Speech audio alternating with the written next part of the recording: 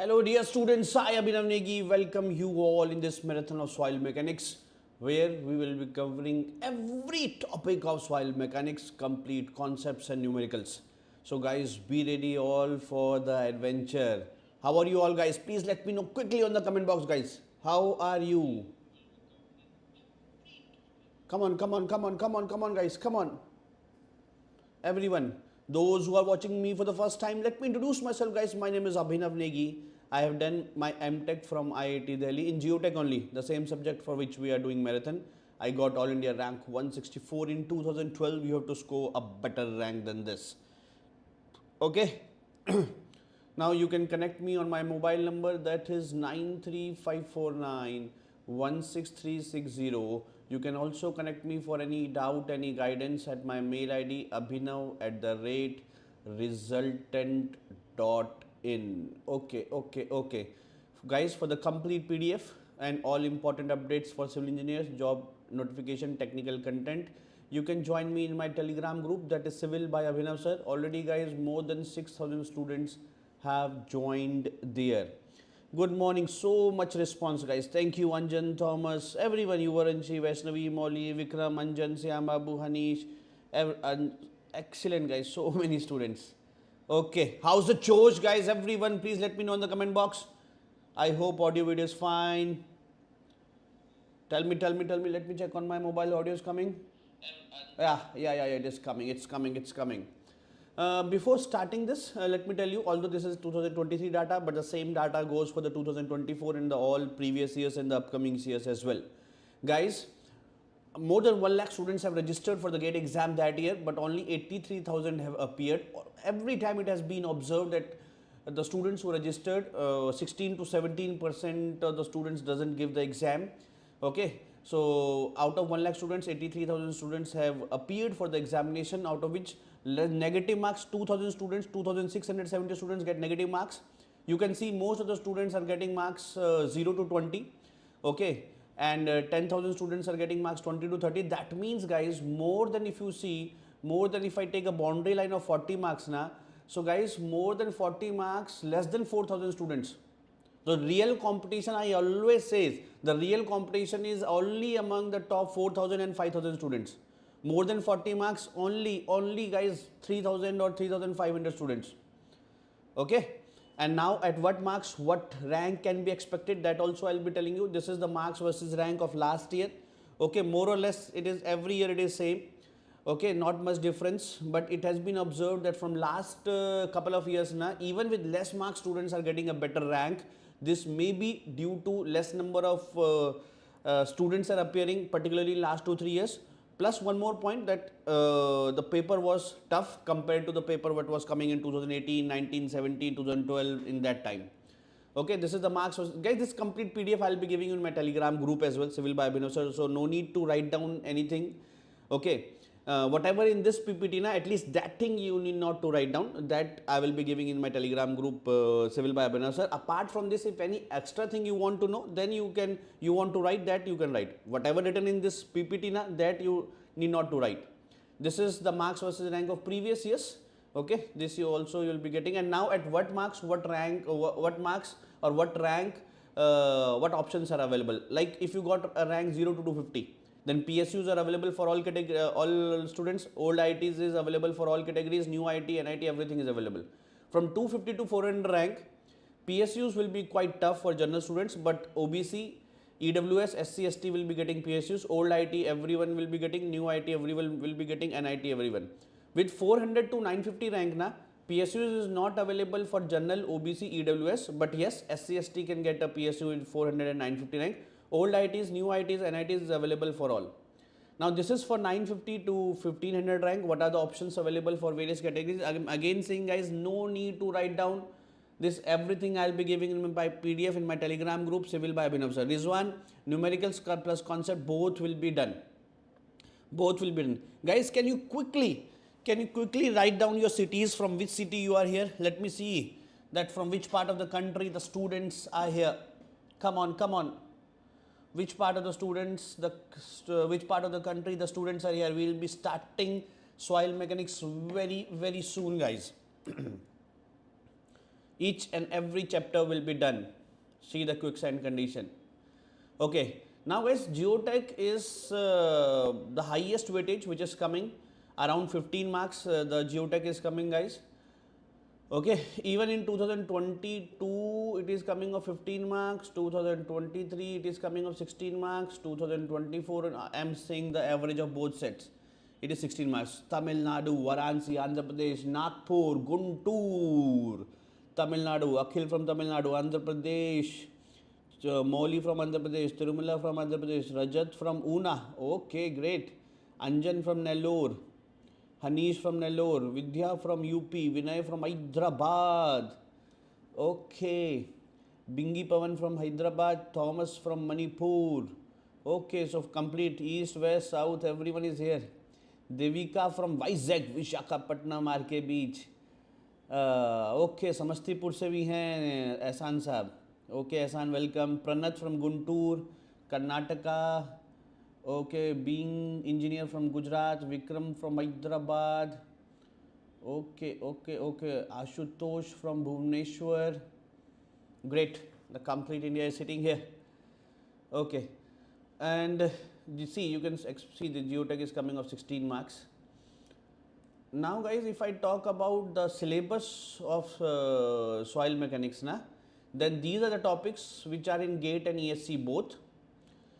Origin of soil, geotextile, design of retaining walls, Westergaard equation for vertical stress. These are only in ESC. This is not in GATE, but these are topics which are in GATE and ESC both. And lateral capacity of pile is a topic which is not in ESC, but it is in GATE examination, newly added. This has been added in 2020. Okay, last time the syllabus change was for civil engineering was 2020. That was done by IIT Bombay. They have added a topic. And origin of soil, soil structure, that kaolite mineral that has been deleted, origin of soil is deleted. Okay, Westergaard theory is deleted. See, many students are asking, sir, Darcy law is not written in the GATE syllabus. But even it is not written in the GATE syllabus, guys. First thing is it is in hydrology syllabus. Second thing, even Darcy law is not in the syllabus, guys. They have written the seepage chapter, na? So how seepage will be without the Darcy law? Okay. Okay, Pallav from West Bengal, so much. So this is the sequence in which we are going to do this marathon. First chapter was origin of soil. First chapter that we will be taking is origin of soil and properties of soil. Then identification and classification of soil. Then soil, this we can remove because it is only in ESC. After the GATE exam, we can take a dedicated session on this. Then compaction of soil we will be doing, effective stress, permeability, seepage, vertical stress, consolidation, shear strength, earth pressure, slope stability, shallow foundation, deep foundation, soil exploration. This is the sequence in which we will be doing this marathon. Which condition is this, guys? Tell me, then I will be starting the first chapter, guys. Just tell me, which condition is this? Which condition of soil is this? This is quicksand condition. Okay. Ready? Ready, guys, for the marathon? Come on. Yes, Yamabu. Great. Ready for the marathon, guys? Quickly like and share the session, yaar. Come on. Like and share the session, everyone. Let other people also join the marathon. Chapter 1. And before I go further, one small request from all of you. Can you quickly write down that which chapter out of these chapters, which chapter you find most difficult? Which chapter you find most difficult? Then we are starting.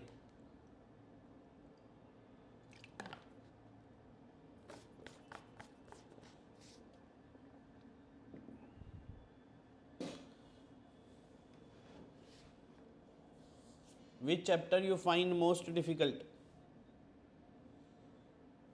Foundation, shear strength. Okay. Consolidation, foundation. Consolidation doesn't look tough, yaar. Foundation, okay, there are a lot of things. Pallav, I didn't get you. What are you saying? Okay, you delete it now. Earth pressure, okay. Permeability, Panda should not be tough, yaar. Permeability console, okay. Okay, Rubaranji saying shallow, Anjan, shear strength, shear strength. So most of the students are saying shear strength. Might be due to the lack of knowledge of Mohs circle of Sohm.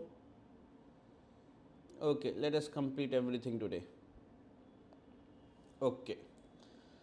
So guys, quickly let us start. Ready guys, please put a heart sign on the comment box. Everyone, if you are ready for this marathon now, please put a heart sign on the comment box. Everyone. Everyone. Okay, Pallav, let us see this as well. Ready? Come on, come on, come on. Okay, let's begin now. So guys, first of all, what is soil? What is soil? The answer is not constant. The answer is variable. For soil guys, geologist will see it in a different point of view. Agriculturalist will see in a different point of view, and civil engineer will see it in a different point of view. For geologists now, the various layers is important. That after how much depth clay is there. Then further at how much depth sand will be present. Then further at how much depth rock will be present. What type of rock is there? Geologist deals in layers of soil. Agricultural is more focusing on the minerals present in the soil. Which soil is suitable for which crop? What are the ingredients that we can put in the soil to make it more better for a particular crop? Agriculture is more dealing with the minerals of the soil. And civil engineer deals with the strength of soil. Civil engineer deals with the strength of soil. It is more towards the physics of soil. It is more towards the physics of soil. Agriculture will be more dealing with the chemistry of soil. Okay. And geologist will be more dealing with the composition and layers of the soil. Now guys, anything which is less than 80 mm, even if it is stone, even if it is patthar or stone or gravel, then also it is called as a soil. Okay, how to know that it is less than 80 mm? We have guys various sieves. We have various sieves of different sizes, which have generally square opening. The square opening. Suppose this is 80 mm size sieve. Okay, the size of the square openings are 80 mm. So from this sieve na, this 80 mm sieve, if I throw the soil, okay, and shake it well for the 10 minutes, then whatever is going below it na, that means the size is less than 80 mm, then only it is going below. So that will be soil. And whatever is retained on this is not soil. What is the formation of soil called? That complete story. Now guys, after this, I will be telling you the complete story. Okay. So, tell me guys, what is the formation of soil called? What is the process of soil formation called? Anyone on the comment section guys? Anyone on the comment section? The process of formation of soil is called as pedogenesis. This you can expect in various state service examination, and in GATE you can expect in 1 mark. Now ready for the story guys? Ready for the story? Thirumuru will be doing the complete soil mechanics. Ready for the story of soil formation? That is very important. That is very important for understanding various other concepts. That is very important for understanding the various other concepts of soil mechanics. Okay. Now how soil is formed? Now listen to the story guys. For next 7 to 8 minutes, listen to the story. After that you can ask your doubts. Guys, there are two types of soil. Inorganic soil and organic soil. Inorganic soil na, this inorganic soil na it is from rocks, decomposition of rocks. Decomposition, you can say weathering, you can say erosion, any word can be there. Decomposition of rocks, or you can say erosion of rocks, or you can say weathering of rocks, or you can say disintegration, anything you can say. Okay, so inorganic soil is formed from decomposition, erosion, weathering or disintegration of rocks. One more type of soil is there, that is organic soil. One more type of soil is there, this is organic soil. Organic soil is formed from decomposition of organic matter. Decomposition of organic matter like plants, trees, animals. Guys, for civil engineer, I am saying for civil engineer, inorganic soil is very good. Inorganic soil is very good. Organic soil is very bad. Might be for agriculture engineer, it is different. For him, organic soil is good for crops. Okay. But for civil engineer, inorganic soil is good and organic soil is very poor. Why? Because organic soil has large compressibility. Organic soil has large compressibility. Okay. Settlement is huge. Settlement is huge. Okay. Compressibility is huge. Might be you build a building on soil, on organic soil, and the first floor becomes basement after some time. First floor becomes basement after some time. The huge settlement is expected.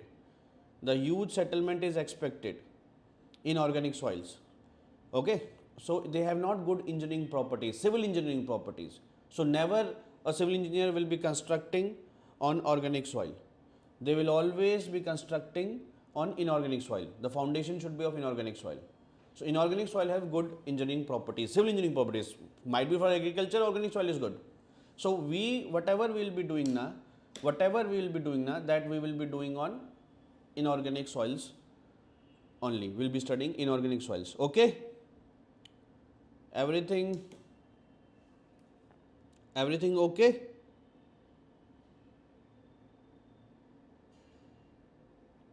Tell me please. Okay, so inorganic soils we deal. Now guys, of course, the size which are more than 80 mm is not soil.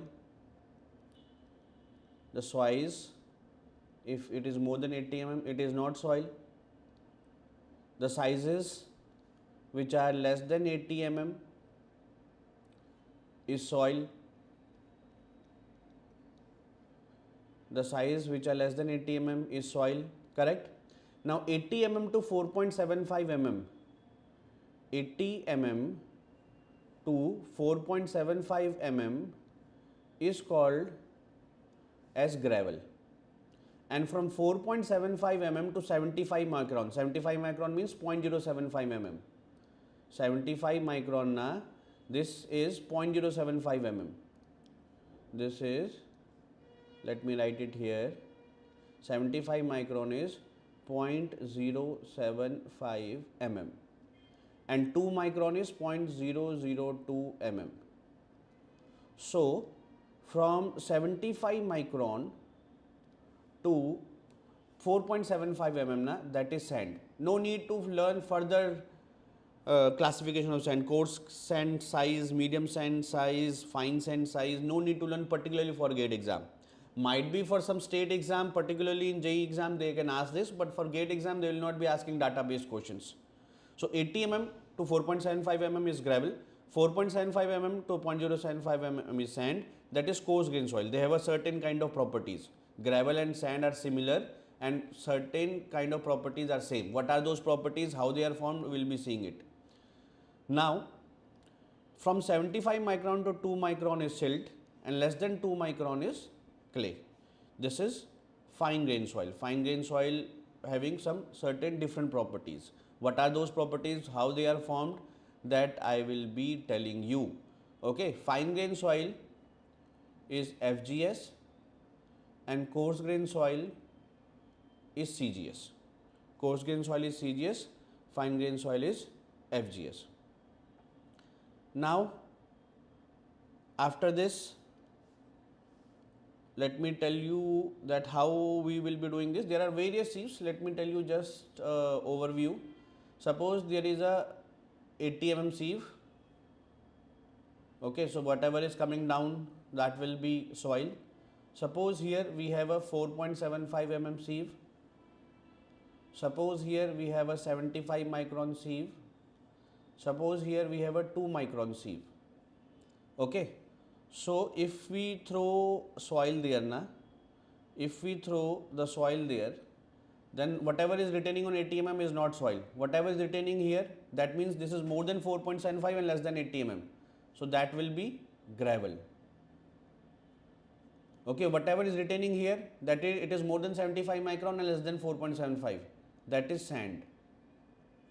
Okay, similarly, whatever is retaining here, that is silt. It is more than 2 micron and less than 75.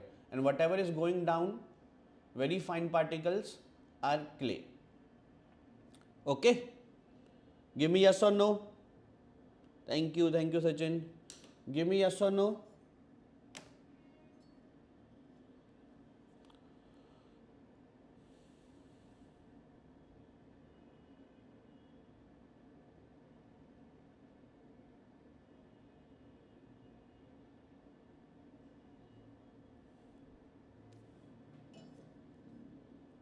Give me yes or no. Okay. Now guys, how soil is formed? These all properties I will tell you in a story. Yaar. I want a plain slide. I want a plain slide. This is not soil, and these are all less than 80 mm is soil, and this one gravel and sand, this one that is gravel and sand are coarse grain soil, and silt and clay is fine grain soil. Now how they are formed, very important, because guys, now how they are formed, what are their properties, now from this various questions will be asked.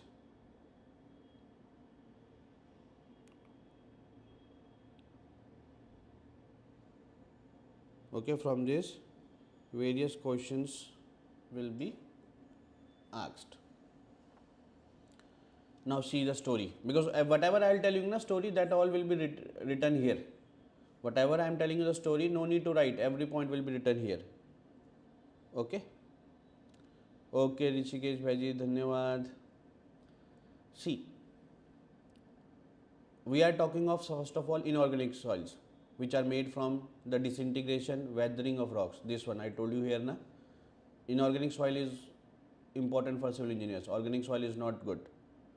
So how inorganic soils are formed? See, we have a parent rock. Parent, it is parent. From here the soil is formed. From here the soil is formed. Parent rock. Okay. Now from here inorganic soils will be formed. From this parent rock, the inorganic soils will be formed. Great. Okay.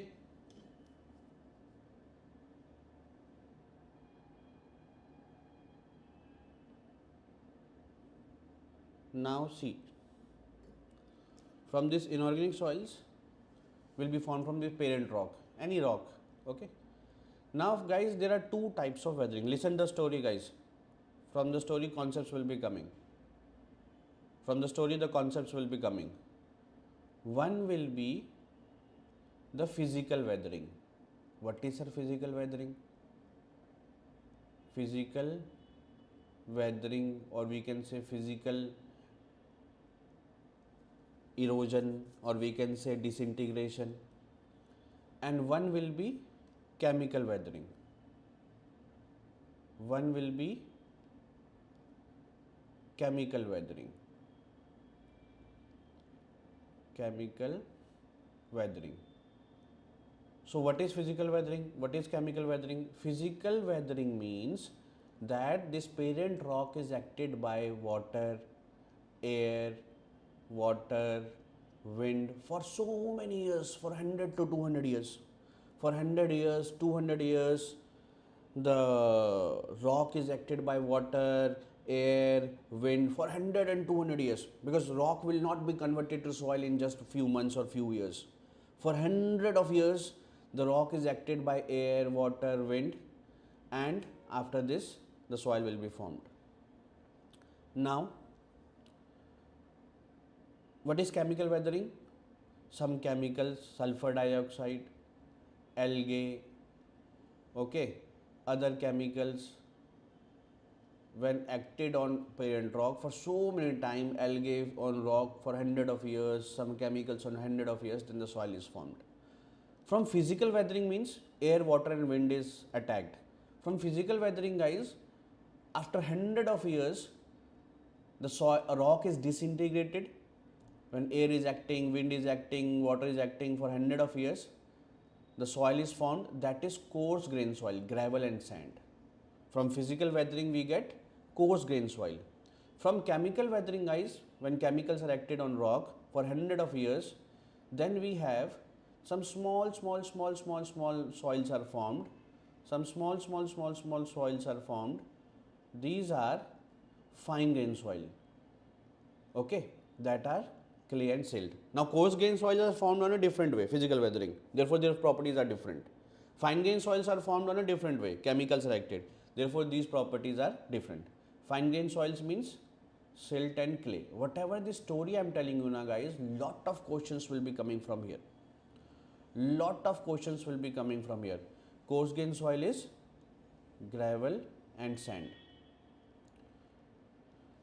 Now, guys, one thing is very clear, that coarse grain soil will retain the property of parent rock. Coarse grain soil will retain the property of parent rock because no chemicals are acted. Just a physical integration. Just it is rock is cut down into very small pieces, but no chemicals are acted. So this coarse grain soil will retain the physical properties or the parental properties of rock. But chemical soil, this chemical weathering, na, here the properties may be different because rock are acted by some chemicals also. So there is a mixture. So properties may be different. So see one point, retain the property of parent rock. The properties differ from the parent rock. So one point is clear. We will be seeing each and every point one by one.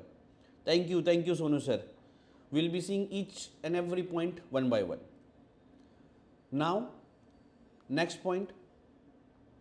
Guys, here the soils are formed na, are large in size, and guys, see the voids are bigger. See the voids are big here. Here voids are very small. Voids means the empty spaces. The empty spaces. Here voids are big and here voids are smaller. So voids are big na.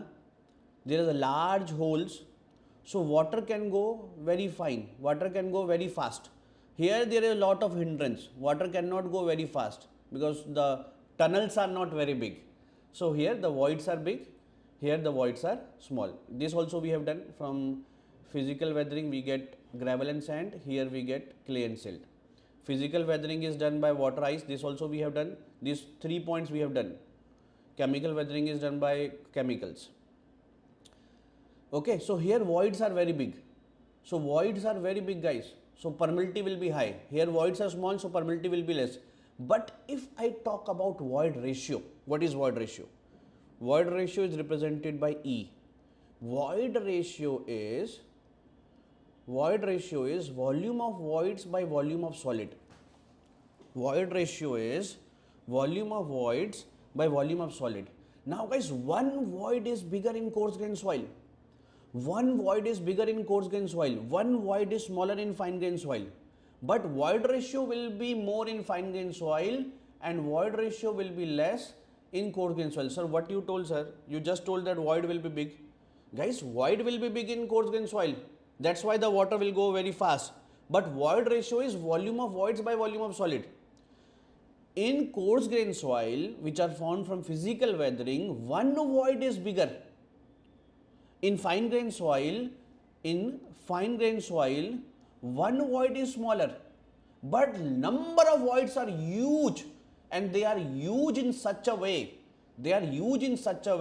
Number of voids are so much that even the void is small, but those small voids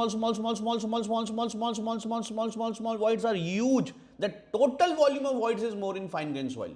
Total volume of voids for a particular volume of solids is more in fine grain soil. Okay, one void is bigger in coarse grain soil, but volume of all voids is more in fine grain soil. Okay, got it? Everyone give me yes or no? Everyone? So here it will be less void ratio and bigger one void size. Here it is more void ratio and this. So all 4 points are done conceptually. All 4 points are done. Now permeability also, one void is bigger, so permeability will be more, permeability is less. Now specific surface area. Next is specific surface area. Specific surface area, SS, specific surface area, it is surface area upon volume. Now guys, of course, when suppose you have a sphere and you cut in lot of small pieces, so more surface area will be exposed to atmosphere, na? More surface area will be exposed to atmosphere, na? Guys, suppose somebody wants to eat poison, then might be if we swallow the complete single pill at single time, na, might be he will not die, because surface area of the pill will be less and soon he will be admitted to hospital, and after giving some antibodies he will be saved. But if the poison is crushed into pieces, the tablet is crushed into pieces and then you take it, more surface area is exposed. So quick reactions in the stomach. Okay. So if you cut a sphere in lot of small pieces, now more smaller you cut, more surface area is exposed. Okay, so specific surface area is more in fine grain soil and it is less in coarse grain soil. Now guys, for coarse grain soil, na, the shape is angular. For coarse grain soil, the shape is angular, and fine grain soil, particularly clay, the shape is flaky. Flaky means like this. Okay, here there is no cohesionless soil. The attraction is not there. Attraction is not there between the particles. But here they are cohesive soils. Attraction is there among the various particles due to charge separation. Generally clay, na, which is having a flaky shape, the plus and minus charges are separated. Plus is at top and bottom here and minus is at the surface. Plus and minus charges are separated. So plus of one particle may be attracted to the negative of other particle. So there is a cohesion between the fine grain soil. The two particles have attraction. But in coarse grain soil, there is no attraction. All particles are having no charge separation. Okay. For coarse grain soil, na, the important properties is gradation. The important properties of coarse grain soil is gradation. Grain size distribution. How it is important, sir? In coarse grain soil, na, physical weathering, in coarse grain soil, if the particles are of same size, and we say poor, yaar, poor. We say poor or uniformly graded. Uniformly graded means all are of same size. We say poor, bekar soil, worse soil, because the voids are there. Voids are there. There are no smaller particles that can fit into voids. But in coarse grain soil, if we have big particles also, if we have medium particles also, and if we have small particles also, then the voids are filled. Okay, whenever there are small voids, the small particles can sit inside. In between the two bigger particles, if there is a small void, the small particles can sit. So it is more dense. It is more dense, so it is more stable. So this is good soil. It is called well graded soil. So gradation is important. Gradation is important in coarse grain soil. In fine grain soil, guys, we cannot say if this is the soil in fine grain, we cannot say it poor, because might be there are a lot of voids, but cohesion is there, and cohesion is making them stronger, and cohesion is making them stronger. So fine grain soil on the basis of gradation, we cannot say them poor.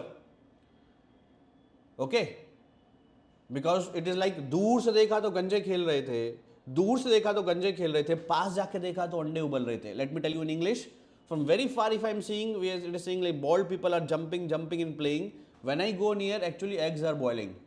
Okay, दूर से देखा तो गंजे खेल रहे थे, पास जाके देखा तो अंडे उबल रहे थे.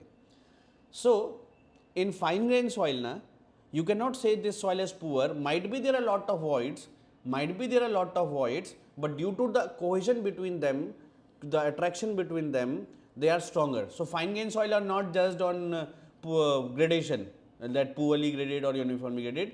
Their water content is important property. Here the gradation is important property, and in fine grain soil the water content is more important, because slight fluctuation in the water content,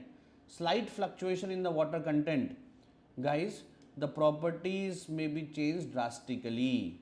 The properties may be changed drastically even with the slightest of the fluctuation.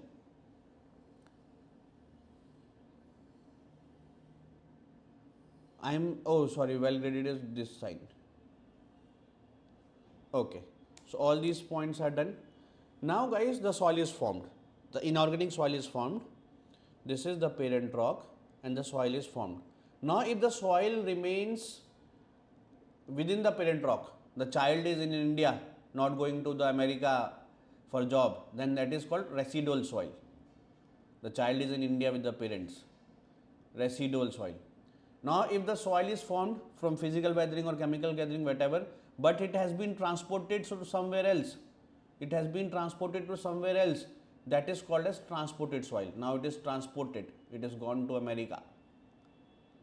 Okay. So soil formed either from physical weathering or chemical weathering. If it is within the parent rock, it is residual soil. If it is transported somewhere else, it is called transported soil. Now depending upon the transporting agents, there are further classification of soil. These are all transported soils. These are all transported soil. So if the transportation is done by running water like river, it is called alluvial soil. If it is deposited by lake, at the bottom of lake, it is lacustrine soil. If it is deposited by sea water, it is marine soil. If it is deposited by wind, it is alien soil. If it is deposited by glacier, or it is a glacial soil. Everyone give me yes or no? These all things you need not to write down. Guys. I'll give in my this Telegram group.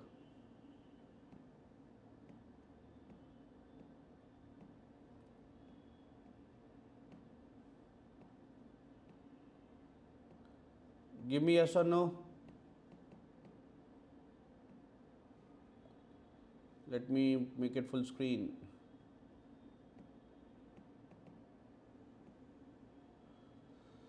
Okay.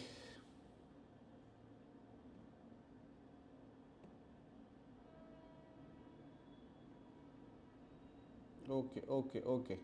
Up to here enjoying? Everything? Any doubt? Shall we move ahead now to phase diagram?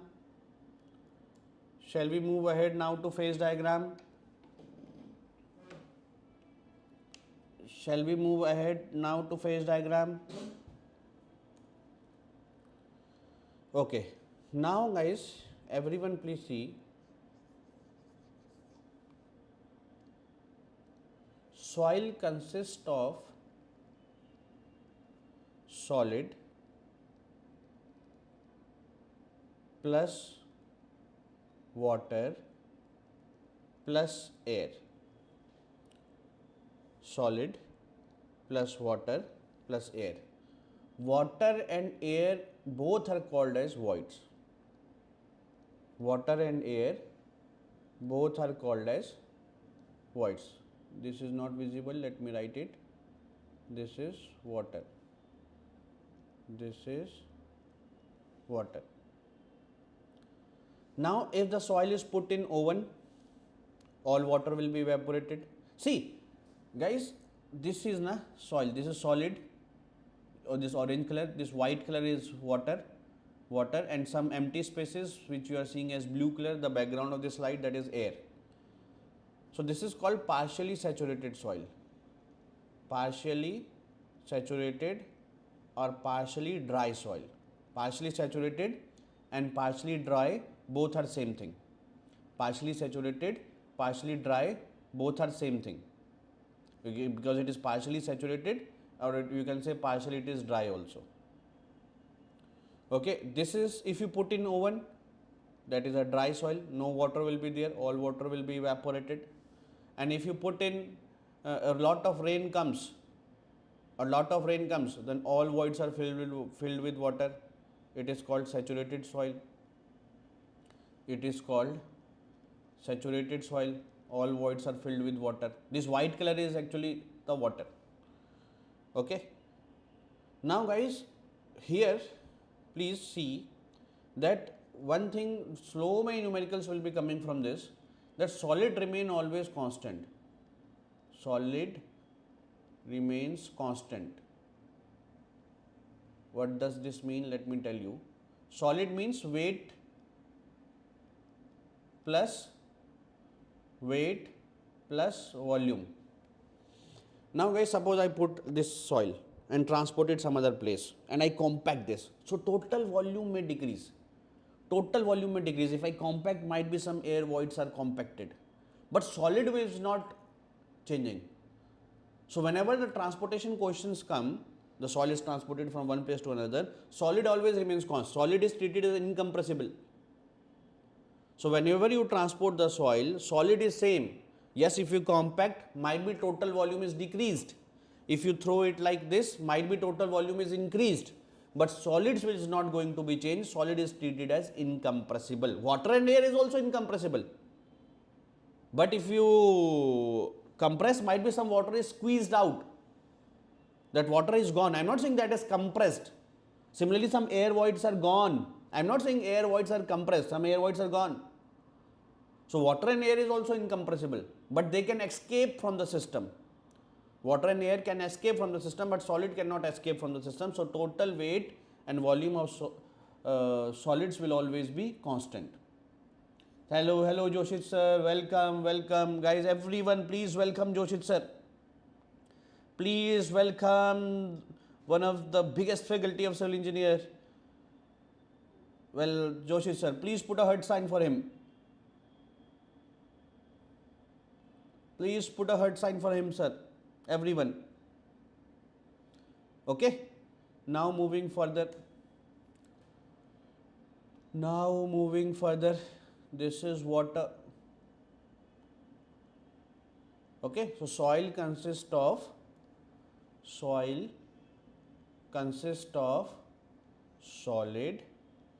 plus water plus air, and water and air both called as voids. And what is the property of solid? It remains constant.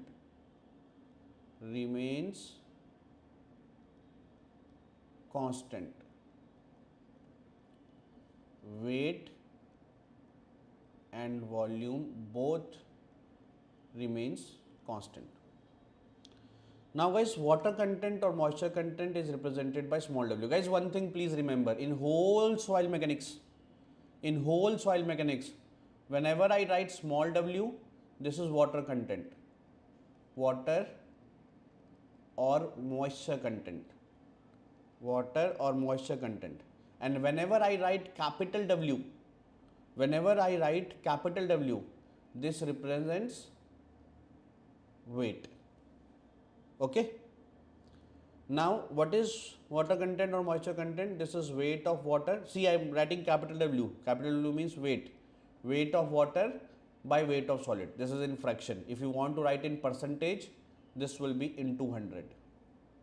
Can water content be greater than 100%? Can water content can water content can be greater than 100%? Please tell me on the comment section. Please tell me on the comment section, guys, everyone. Can water content be greater than 100%?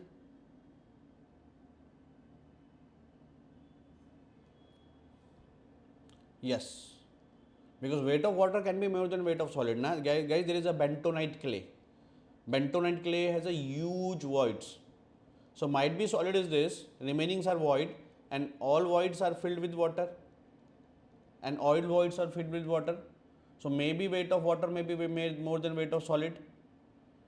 Okay, so yes, it can be more than 100%. Void ratio is E, and one more thing that also I am telling you here in this single page, porosity. Porosity is represented by N. What is void ratio? Void ratio is volume of voids by volume of solid, and porosity is volume of voids by total volume. Guys, always why you more deal with E, not porosity? Why you more deal with, you have listened void ratio many times but not porosity that much. Why? Because denominator of void ratio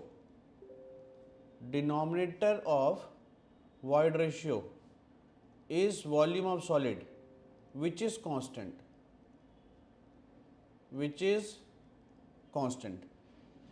Denominator of void ratio is volume of solid, which is constant. Here the total volume may change. If you compress the soil, total volume can change, but here it is relatively more stable parameter because volume of solid is constant. Got it? That is why you heard more about void ratio. Now, degree of saturation, water. Degree of saturation is volume of, guys, first of all, let me again tell you, this complete is volume of voids. Voids is not only air. Void is air plus water both, and this is volume of solid, and this total is total volume of soil, and similarly this is total weight, because weight of air is 0. So saturation is volume of voids by volume of solid. Now let us come back to this figure. Can you tell me what is saturation here? Tell me guys, come on everyone. Come on. Saturation in the dry case. What is saturation in the dry case? Saturation is what, yaar? Saturation is volume of voids by volume of, saturation is volume of water by volume of voids. Volume of water by volume of voids. So here volume of water is 0. What is saturation here in saturated soil? What is saturation here? Tell me please.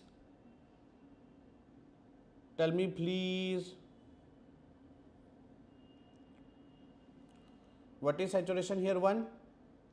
Because whatever is volume of water, that is only voids. And what is saturation here in this case? In this case, the saturation is from 0 to 1.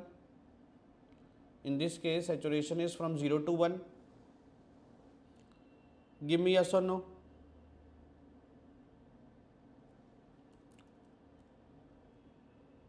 Oh, sorry, this is not volume of water by volume of voids. Volume of water by volume of voids.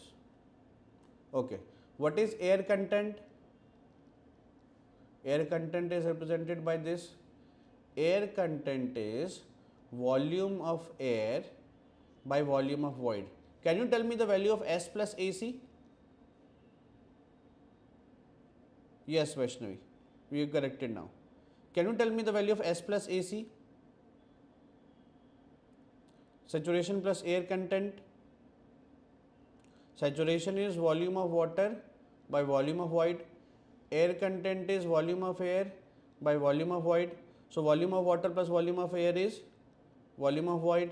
So this is 1, or in percentage it can be 100%.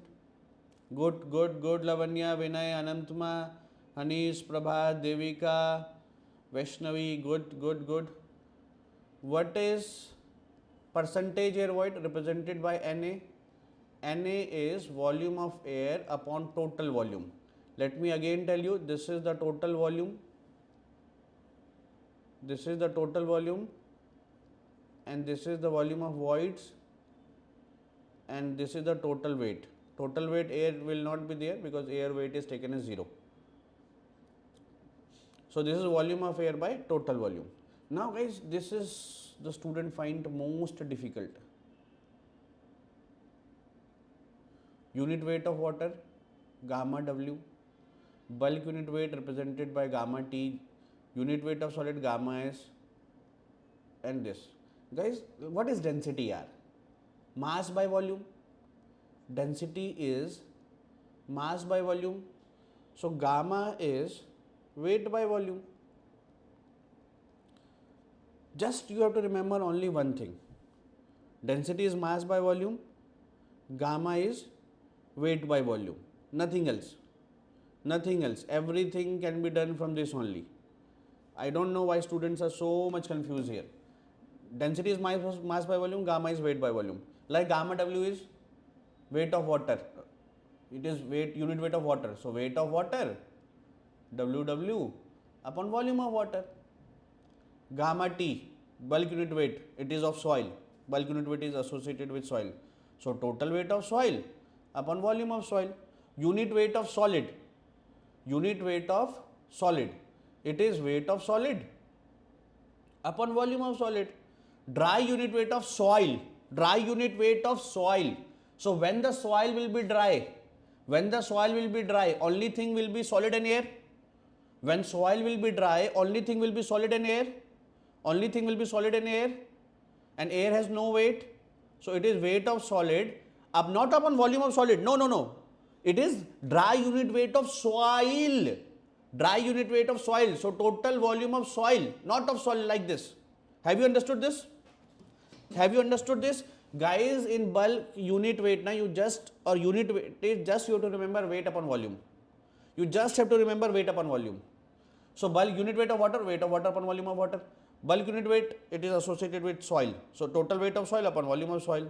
Now bulk unit weight can be associated with dry soil, saturated soil, or partially saturated soil, anything. Bulk unit weight means whatever is the existing condition. Maybe dry, maybe partially saturated, maybe fully saturated. Unit weight of solid is weight of solid upon volume of solid. Dry unit weight of soil is weight of solid upon total volume. Give me yes or no.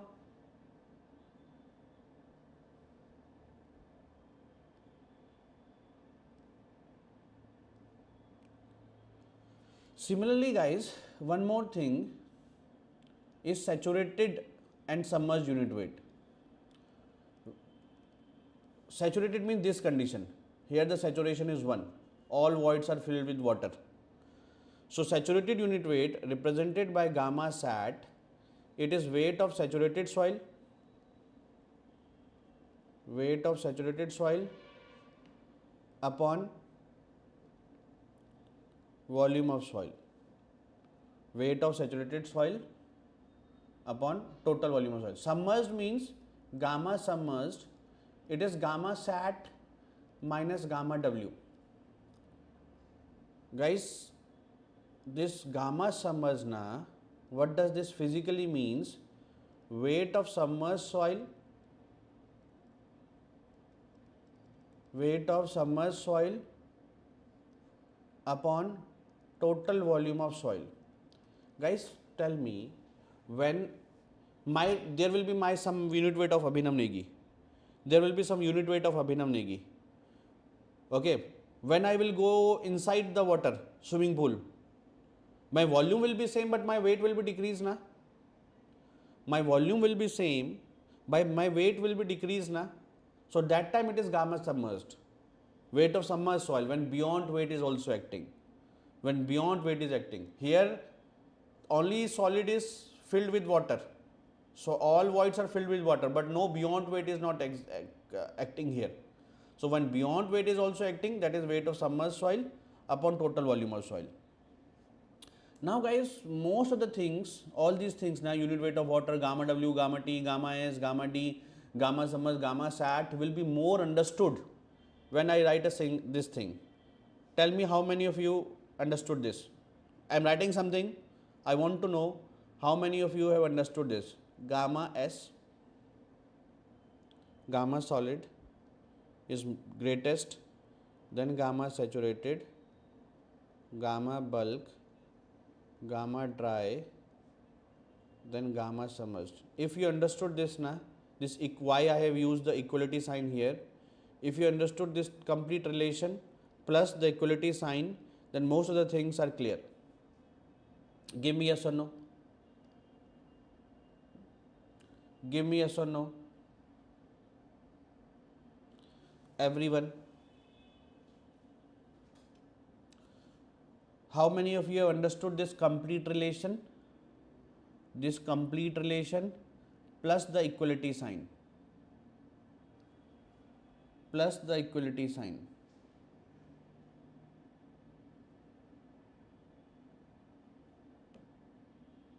No, yes, yes, no.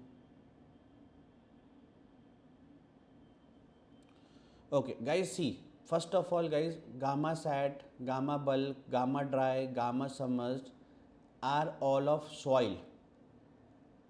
These are of soil. Gamma S is the highest because this is not of soil, this is of solid. Gamma S is solid. Gamma, this is of soil, this is of soil. So soil consists the lighter particles also, water and air. Gamma S has to be highest here because in gamma S it is the density or the unit weight only with solid. That is the most densiest particle out of the three things, air, water and solid, which is more densiest, solid. And all these things are soil, which includes water and air. So of course the density will be less. So gamma solid has to be highest because it is a completely different thing. Now out of the soil, now of course saturated will be having the highest weight because all voids are filled with water. Gamma D will be the least because no water, only air. And gamma submerged will be least because beyond weight is also acting here. Weight is further decreased. Weight is further decreased. And why I have to put equality sign? Because gamma bulk is the general condition. Gamma bulk can be gamma saturated, gamma bulk can be gamma dry. Gamma bulk doesn't mean that soil is partially saturated. Gamma bulk doesn't mean that the soil is partially saturated. Gamma bulk says that whatever the existing condition, maybe it is saturated, maybe it is partially saturated, maybe it is dry. Give me yes or no. Give me yes or no, everyone. Everyone, please. Come on, come on, come on.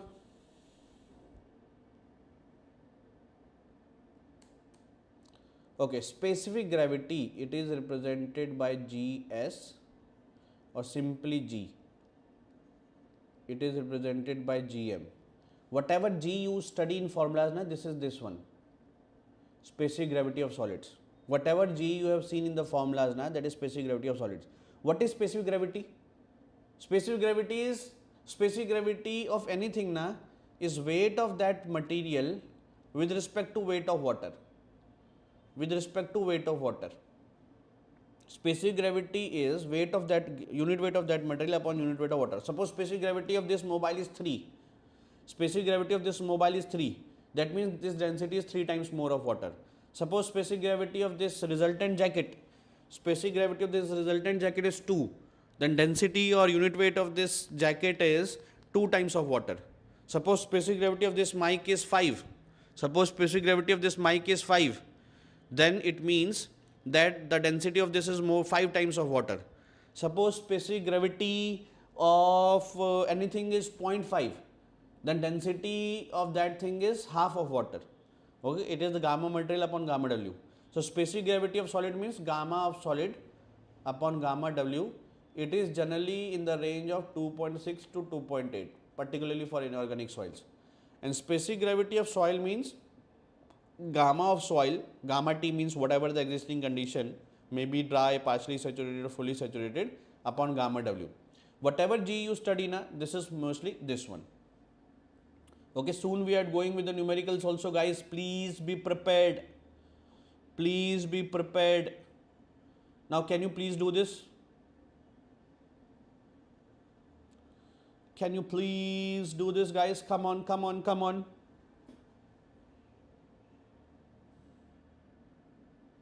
Come on, everyone. For a soil sample, arrange the following in increasing order. So least will be submerged. Least will be submerged. After submerged, it will be dry. Then, guys, it is bulk unit weight, assuming it to be partially saturated. Then this, and highest will be this. So it will be 2, then 3, 2, 3, 1, 4, 5. That is option number C. Okay. Now relationship between different parameters. There are some relationship. I am not going to derive here in this marathon. Let me write this. First of all, guys, gamma D is gamma bulk upon 1 plus water content. Suppose gamma bulk is given as 17. Okay. Gamma bulk is 17 kilonewton per meter cube. Example. And water content is given as 10%. So 1 plus 0.1. So 17 upon 1.1, that will be gamma D. Just an example. Similarly, guys, weight of solid is total weight of soil upon 1 plus W.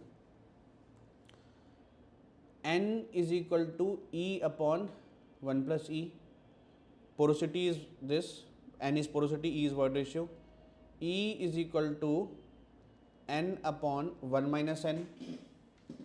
Okay, guys, please have you taken copy and pen also with you? For numericals you have to take na. Notes you need not to write out, because I will be giving this PDF anyhow. But for numericals I recommend you to take the take the pen and copy. Okay, SE, saturation into void ratio, is water content into specific gravity. This G is specific gravity of solid. I told you na, the G means specific gravity of solids. So SE is equal to WG. Okay, volume of solid is total volume upon 1 plus E. Now, guys, the most important, bulk unit weight. First of all,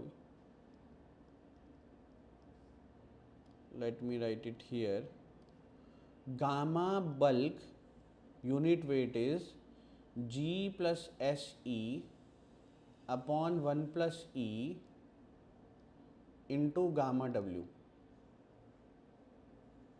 Gamma T is G plus SE 1 plus E into gamma W. Now SE is equal to WG. You have seen here. SE is equal to WG. So if I write here, instead of SE, if I write here WG 1 plus E into gamma W. So from here, gamma T is equal to G, I can take common here, G gamma W 1 plus W 1 plus E also. Okay, so this is the gamma bulk. Now, guys, for gamma dry, now from here various formulas can be developed. Gamma dry means S is equal to 0. So gamma dry is G plus 1 plus E into gamma W. And gamma dry also we have written one more formula. So gamma dry has one more formula, G gamma W upon 1 plus E. Now from this same formula of gamma T, if saturation is 1, it will be gamma sat. If saturation is 1, So this will be G plus E into 1 plus E into gamma W. And what will be gamma submerged?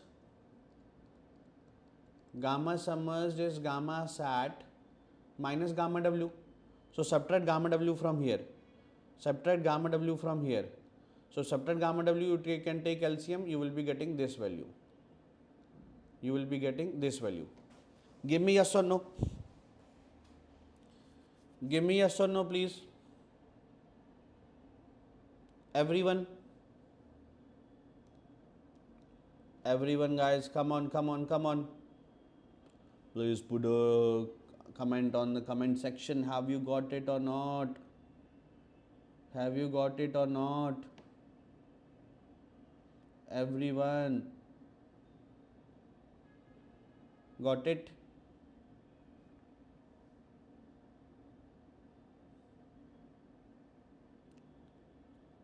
Everyone? No doubt? Okay.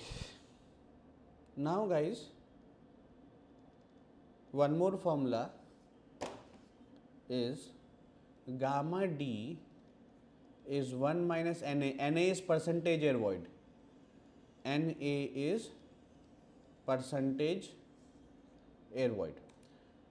Now, guys, one more thing. See, if you have solid and water, all voids are filled with water. What is gamma sat? What is gamma sat? G plus E 1 plus E into gamma W. This is gamma sat. G plus E upon 1 plus E into gamma W. Okay. Now, if the same soil, same solid is filled with some other liquid, is filled with some, maybe beer, kingfisher beer, or maybe blood, maybe sauce, or some different liquid having specific gravity G dash, then, guys, for the same volume, it will be for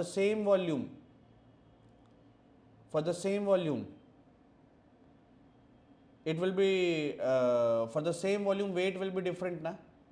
In for this case, this many of you might not be knowing, G plus E into G dash 1 plus E into gamma W. This formula is applicable when voids are filled with some other liquid. When voids are filled with some other liquid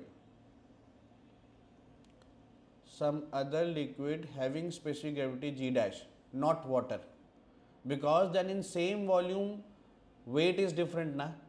So gamma sat will also be different, na? Give me yes or no. Give me yes or no. Yes, Sandbook. Okay. So do this.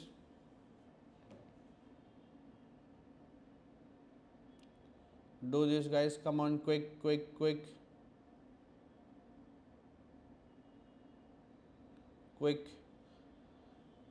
A, B, C, D. What will be the answer? A, B, C, D. What will be the answer? You know, SE is equal to WG. If water content is 100% and saturation, if water content of a fully saturated soil, so S will be 1. If the water content of a fully saturated soil is 100%, so S is 1. Why S is 1? Because fully saturated soil. E, and water content is also 1. It is written water content is 100% into G. So E is equal to G. So void ratio is equal to specific gravity of soil. Void ratio is equal to specific gravity of soil. What is the water content?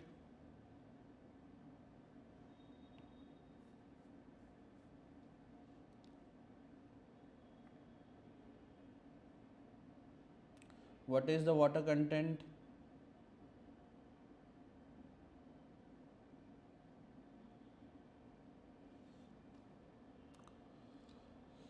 So again, Se is equal to Wg.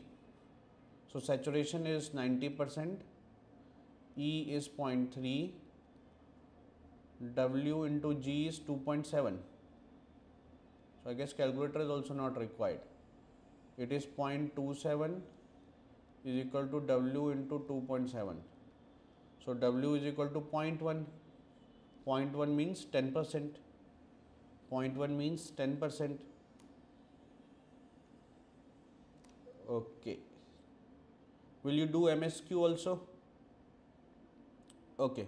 Do this. Now let me make the phase diagram. Let me make the phase diagram: solid, water, air. Volume we can write left or right, anything here. Generally we write to left hand side. Volume is 0.5 centimeter cube. This is 0.3. This is 0.2. Weight is 1. Weight is 0.3 and weight is 0. So the first statement is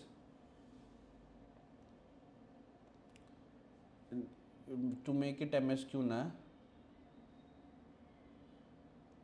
right, do like this: 1, 2, 3, like this. So first is soil is partially saturated at degree of saturation 60%. Let us find degree of saturation.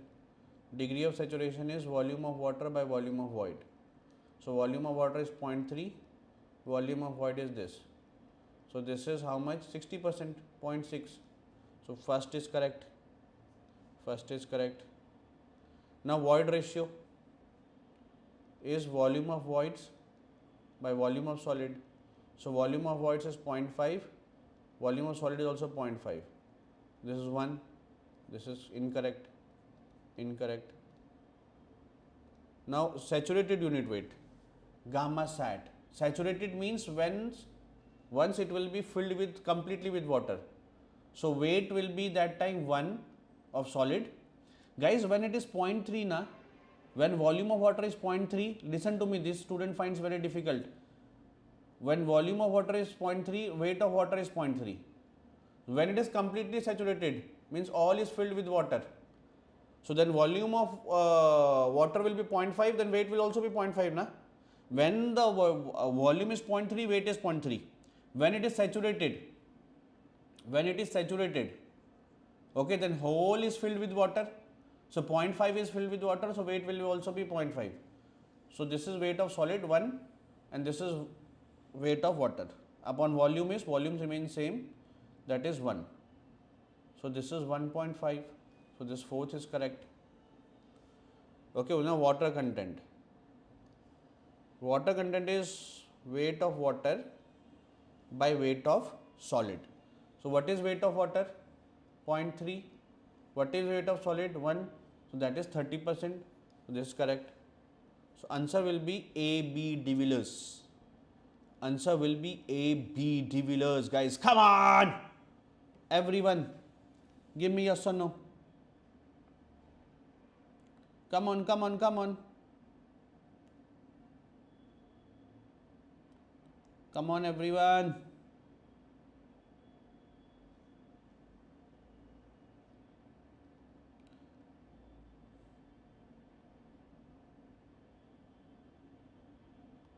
Come on, champions.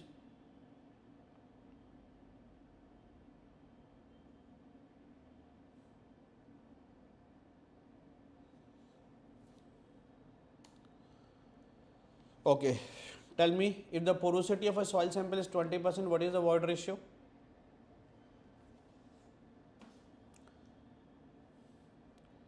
E void ratio is n upon 1 minus n.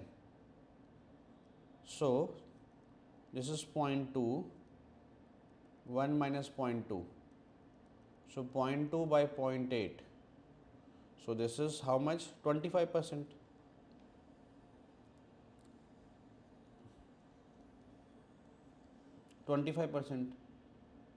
Guys, E will always be greater than N, na? So even this cannot be the answer. Why E is always greater than N? Because this is volume of voids by volume of solid, lesser denominator. Here volume of voids by total volume, bigger denominator. So E will also be bigger. E will also be always be bigger, guys. Come on.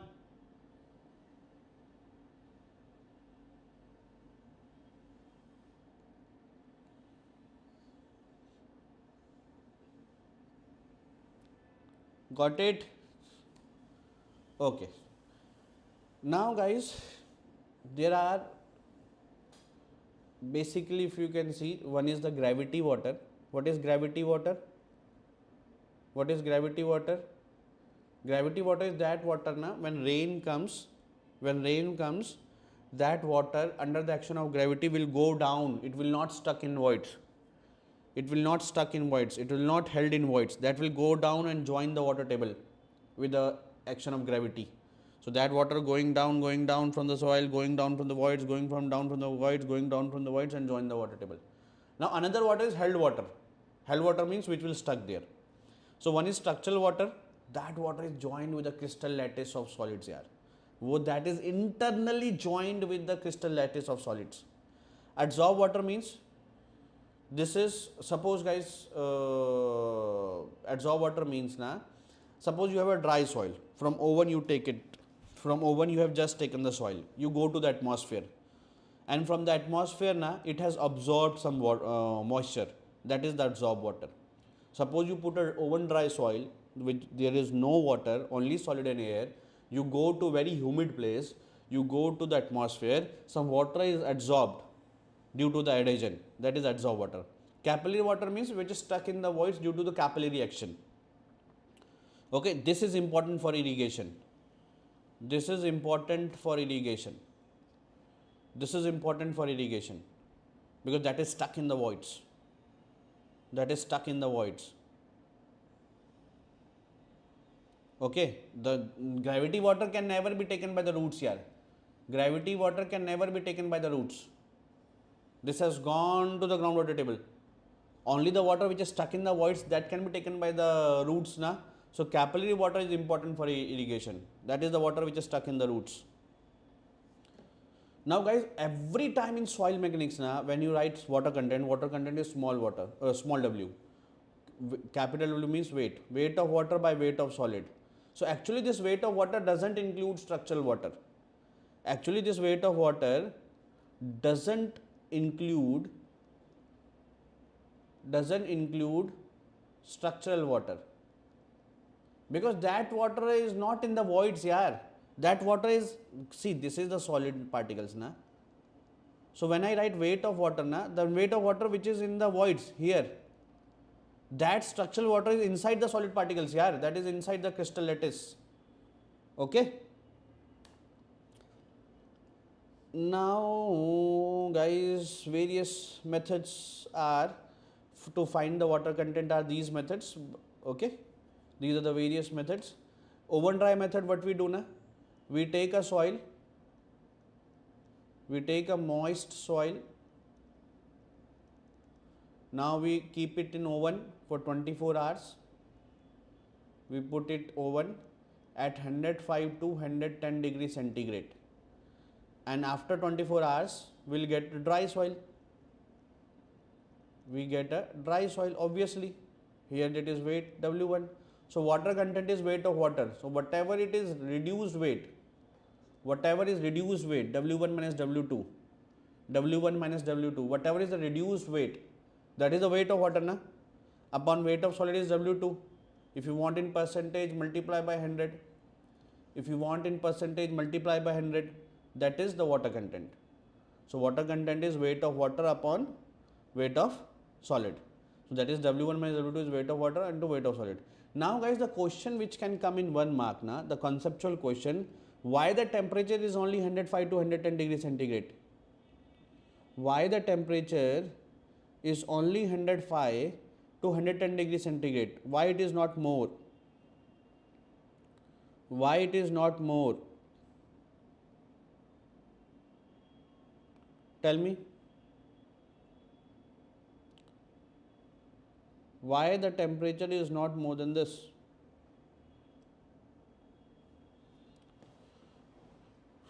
Why? Because if the temperature is more, yes, engineering word, if the temperature is more, the structural water can also be evaporated.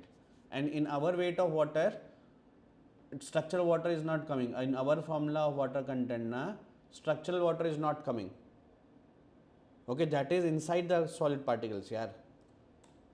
Now for organic soil, for organic soil, do you know this point? For organic soil, temperature is kept 60 to 70 degrees centigrade only. Why? Why, guys? Why for organic soil it is 60 to 70 degrees centigrade? Why for organic soil it is 60 to 70 degrees centigrade only? Why for organic soil it is 60 to 70 degrees centigrade only? Because after 60 to 70 degrees centigrade, after 60 to 70 degrees centigrade, there, guys, some organic compounds also oxidized. So the reduction here we are saying this W1 minus W2 is weight of water. We are saying this is the weight of water. But in organic soil we cannot say that this is weight of water, because might be when we heat, some organic compounds also oxidized. So then the results will not be correct. That is why we don't increase the heat more than 60 or 70 degrees centigrade. Okay. Now torsion balance method is here, guys. See, actually oven and pygnometer method will be coming. Here what we do here instead of oven we give heat by infrared lamp. Okay. And this is very important methods for soils which rapidly takes the moisture from the atmosphere. Now here what is the drawback? If you take the soil from the oven, this W2, if you take this soil from the oven and now you are going to the spring balance to measure the weight, during this process of 2 minutes, when you take the soil sample out from the oven and you are going to take the weight, might be in that process some moisture from the atmosphere is absorbed. So W2 may not be remain particularly dry. Okay, so this is an improved method. Here the heating is done by infrared lamp and simultaneously it is measured also. Simultaneously the weight is also measured. Heating and weight measuring is done simultaneously. Heating, weight will be decreasing, heating, weight will be decreasing. After some time weight remains constant. That means all water is gone now. Give me yes or no. Sand bath method. Again, guys, a tray. Here we will put the moist soil. Here we will put the moist soil. Now the heat is provided. And after the heat is provided, guys, in this moist soil, after some time we will be having a dry soil only. We will be having dry soil only, and weight difference of weight can be measured. What is calcium carbide method? Guys, in soil, this is CaC2. In soil, if we add calcium carbide, this is calcium carbide. This is calcium carbide.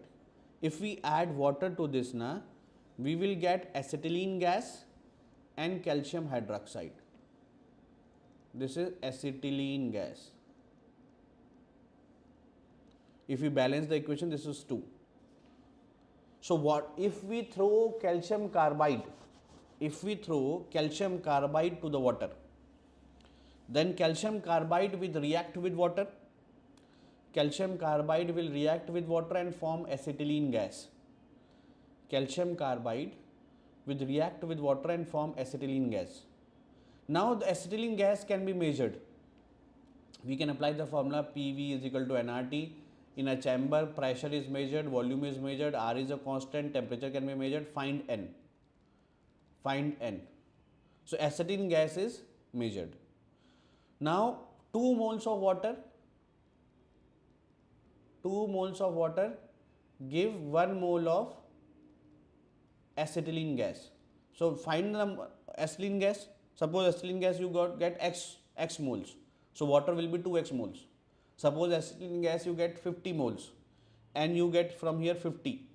So water is, that means 100 moles.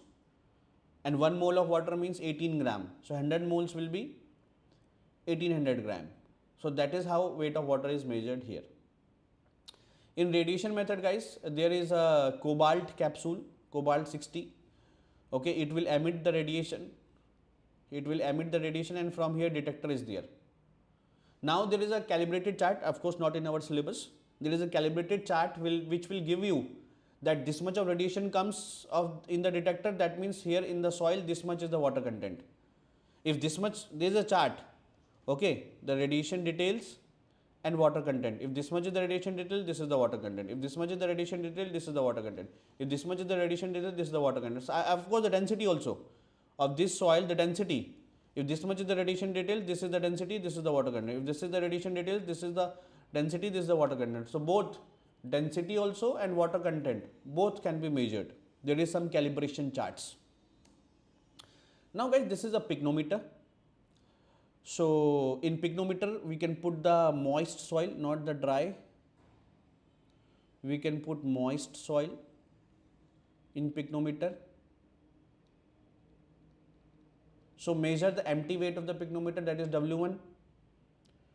Okay, measure the empty weight of the pygnometer, W1.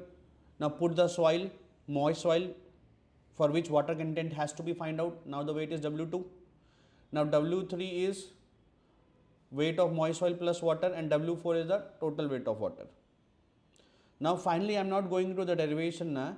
W is W2 minus W1 upon W3 minus W4 into specific gravity. G means specific gravity of solid minus 1. Now I am not going into the derivation, guys. We have to do complete soil mechanics. It is suitable for cohesionless soil. Why? Because guys, in this derivation, nobody will tell you air sucked out is a very important thing here. Because in derivation, in this derivation, we are assuming the volume of air to be 0. We are removing the solids here and putting the water. And we are assuming that air is not there. Okay.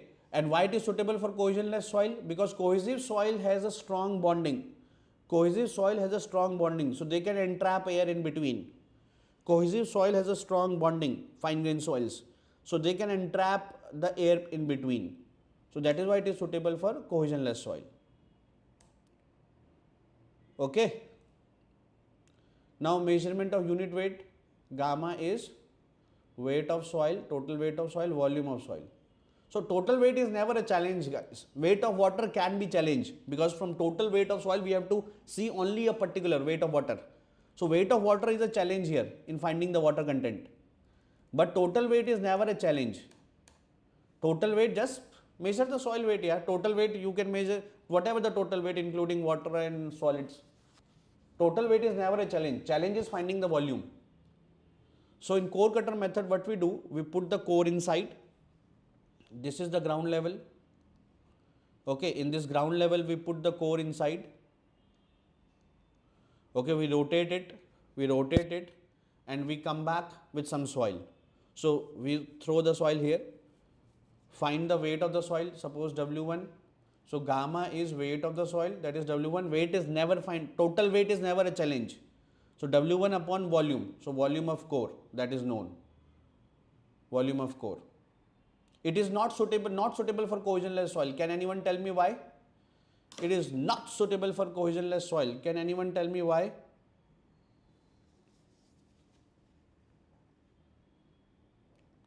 It is not suitable for cohesionless soil. Please tell me why. Why it is not suitable for cohesionless soil?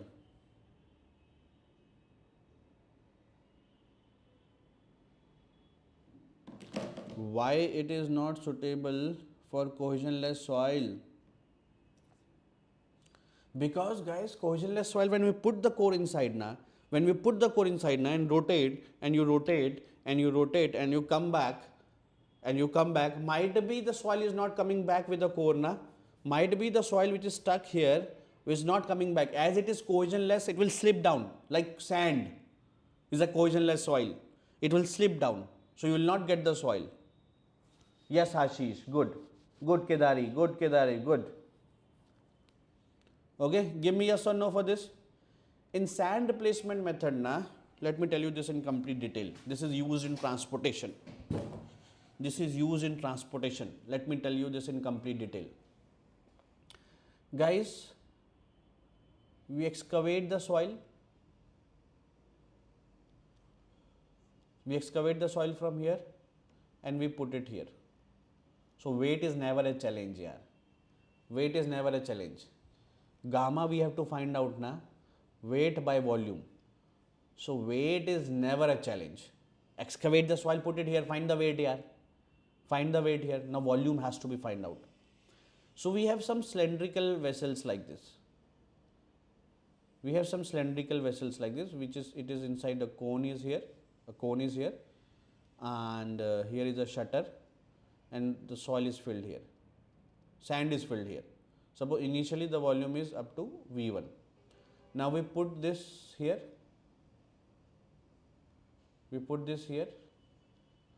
And this is the cone. This is the shutter. We open the shutter now. So sand will go inside. The excavation.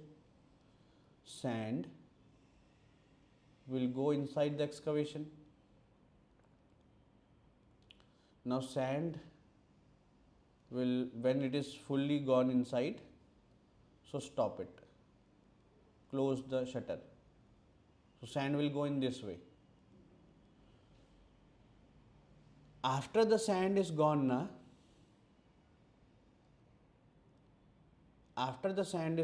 so some volume will be less. VF. So this volume VI minus VF. This volume VI minus VF is gone na, but it is not gone totally in the pit. It is gone in volume of pit. Okay, volume of soil where it is, plus volume of cone also na. This is pit here and here it is cone also. So actually we want volume of pit only. So volume of pit is VI minus VF minus V cone. So now we can find out volume of weight, we can find out volume also we can find out. Got it? Okay, Sachin, the link of the app is there. It is pinned. You can click the link or you can connect me. The number is also given. So this is the volume of pit.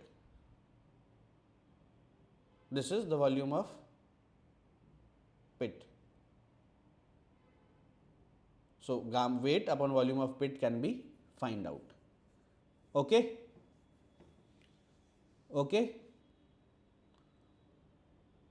Now why cone? Now why this here, sir? Why all this rubbish thing is there? Why cone?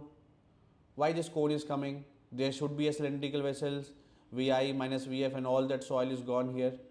Why cone is coming, sir? Why this is empty hollow cone from inside? Because guys, the cone has a very narrow top here. If there is no cone na, if this cylindrical vessel is like this na,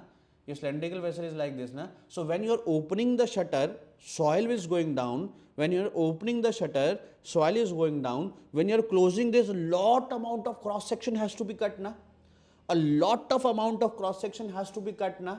And that will require a large amount of power also, plus the result will also not be correct, because that whole cross section has to be cut in that case. Whole cross section of sand has to be cut. When you are opening, okay, sand is going down. When you are closing, that whole cross section has to be cut na. That may lead to the wrong results. and difficulty. Now in the cone, guys, there is small area only that can be smoothly done. Shutter opens, going down, soil is going down, shutter close. Have you understood? Have you understood? Come on, come on, come on, come on, everyone. Come on, give me yes or no.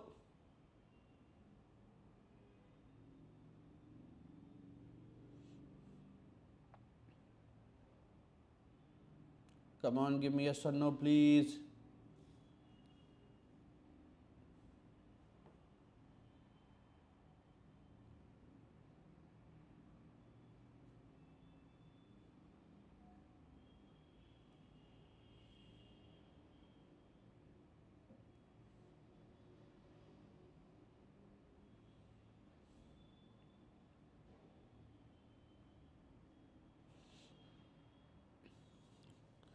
Okay, okay, okay.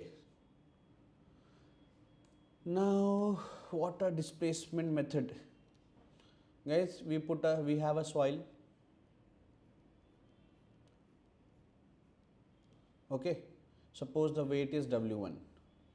Now this soil which was having a weight W1, now this soil which has a weight W1 is coated by paraffin wax from all around. From all around is coated by paraffin wax. Why it is coated with paraffin wax? I'll ask you later.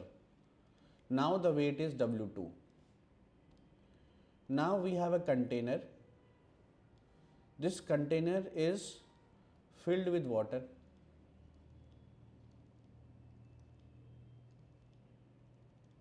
In this container which is filled with water, I will put this soil sample which was coated by paraffin wax. I'll put this soil sample which is coated by paraffin wax. Now some volume of water will be displaced. Some volume of water will be displaced. Initially the volume may be VI. After putting it, the volume may go to VF. Level will increase. So we have to find out gamma. Gamma is weight of soil, that is W1 upon volume of soil. So what is volume of soil now? VI minus VF, whatever the volume is displaced. Okay, whatever the volume is displaced, is that volume of soil? VF minus VI, is that volume of soil? No, that is volume of soil plus volume of paraffin, both. So volume of soil is VF minus VI minus V paraffin. Volume of soil is VF minus VI minus V paraffin. And what is volume of paraffin? Volume of paraffin is weight of paraffin. Weight of paraffin is W2 minus W1 upon gamma paraffin. Okay, so it is W1 upon VF minus VI minus volume of paraffin. Volume of paraffin is, this is W1. Volume of paraffin is W2 minus W1 upon gamma paraffin. Give me yes or no. Everyone please. Everyone answer I want. I want everyone's answer. Come on, come on, come on.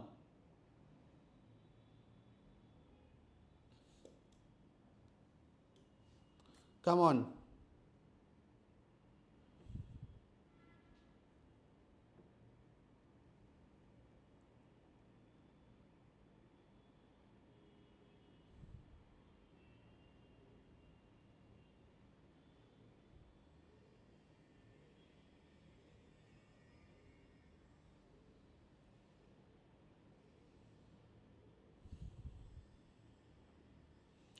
Come on. Enjoying? Should I increase my speed now? Because guys, in first chapter lot of time takes. In first chapter only lot of time takes. Let me tell you, 40% of the time 40% of the time is in the first chapter only. Is in the first chapter only. Guys, why leaning tower of Pisa is tilting? While Leaning Tower of Pisa is tilting,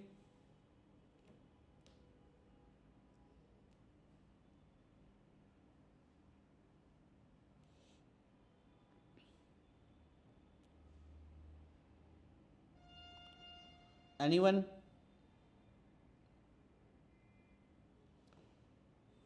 Tell me please. Guys, because of differential settlement. Okay, settlement at one side of the tower is different and another side is different due to different soil properties.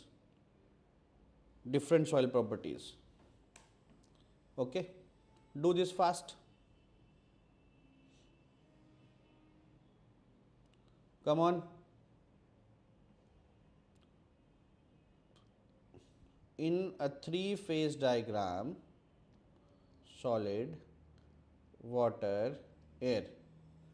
If total volume is V, then 1/4 of the total volume is filled with air. This is V by 4. 1/3 is with the water, V by 3. So what is volume of voids? V by 4 plus V by 3. This is equal to 12. 7V by 12. So this is from here to here. It is 7V by 12. And from then remaining will be solid. That is 5V by 12. Now what they are asking? Void ratio. Void ratio is volume of voids by volume of solid. So it is 7V by 12 upon 5V by 12. That is 7 by 5. That is 7 by 5. Got it? What is relative density? Relative density is represented by ID or DR or relative density. See, it is relative density is E max minus E minimum upon E max minus E minimum, and this is actually E, natural void ratio. Natural void ratio means whatever the existing void ratio of the soil. E means natural void ratio, whatever the existing void ratio of the soil. E max means maximum void ratio, what can happen, and maximum void ratio if not taken, we take it 0.91. This comes in cubical array. Array means arrangement. Guys, when maximum voids will be coming? It is theoretically maximum void ratio. When maximum voids? When the soils are fair like this and another line is just over the other, parallel. When this is the case now, then you are not occupying the voids. Just a so small contact here. You are not occupying the voids. A small contact here. This is 0.91 cubical array. Maximum voids. Here it is maximum void ratio which is possible, it is 0.91. E is the void ratio which is existing. Okay. And E minimum is the minimum void ratio which is you have to take as 0.35. It is in prismoidal array. Array means arrangement. Guys, see, if you want to minimize the voids, maximize the voids, you will put the lines parallel. Minimize the voids, you will put it here, here, in the between like this. You will put the voids in the between like this. You will put the voids in the between like this. You will put the voids between like this. You will put the voids between like this. You will put the soil like this. When these kind of arrangement will be coming, that means you are occupying the voids. You are occupying the voids because line is like this. The next line you put it here guys, here. So that voids can be occupied. In this case it is 0.35. And this is used for coarse grain soil. How it is used? Guys, if relative density is more, then voids is less. If relative density is more, see, let me write it here. If relative density is more, E is less. If voids are less, it is more stiff. It is more stiff. Okay, if voids are less, it is more stiff. If voids are less for a particular size, for a same size, if there are soils of same size, same void size, then whose voids will be less, having less permeability. If voids are less, so compressibility will also be less. If compressibility is less, it is less compressible, so strength of that soil will be more. So just from one relative density, we can find various things. And this is for coarse grain soil important, not for fine grain soil. Again, the same thing that I told you at the beginning. Because fine grain soil, even if voids are less, you cannot say that it is good or bad, because their cohesion is governing the properties. Even with more voids, it can be stronger if cohesion is there. Even with less voids, might be it is not as stronger because the cohesion is not appropriate there. Give me yes or no. Now let us go to grain size distribution. We will not be doing this for fine grain soil because it has never come in the examination. We will be doing this for coarse grain soil only. GSD, grain size distribution. What we do here in grain size distribution, what is the objective, guys? What is the objective of grain size distribution? We want to find out the relative size of various particles. We want to find out that in our soil, how many particles are of which size, we want to find out the relative sizes of various particles. Okay, that how many particles are of this size, how many percentage of particles of this size, how many particles of this size, how many particles of this size, how many particles of this size, we want to find out. For finding out them, what we do now, we put 11 sieves, bigger sieves at the top, then smaller size sieves. Okay, the bigger size at the top, smaller down. We have total 11 sieves. 4 and 1, 2, 3, 4, 5, 6, 7, 11 sieves. This is all microns. Okay, we have total 11 sieves, and our grain size distribution is, we want to find out the sizes of particles, that which particle is at how much size.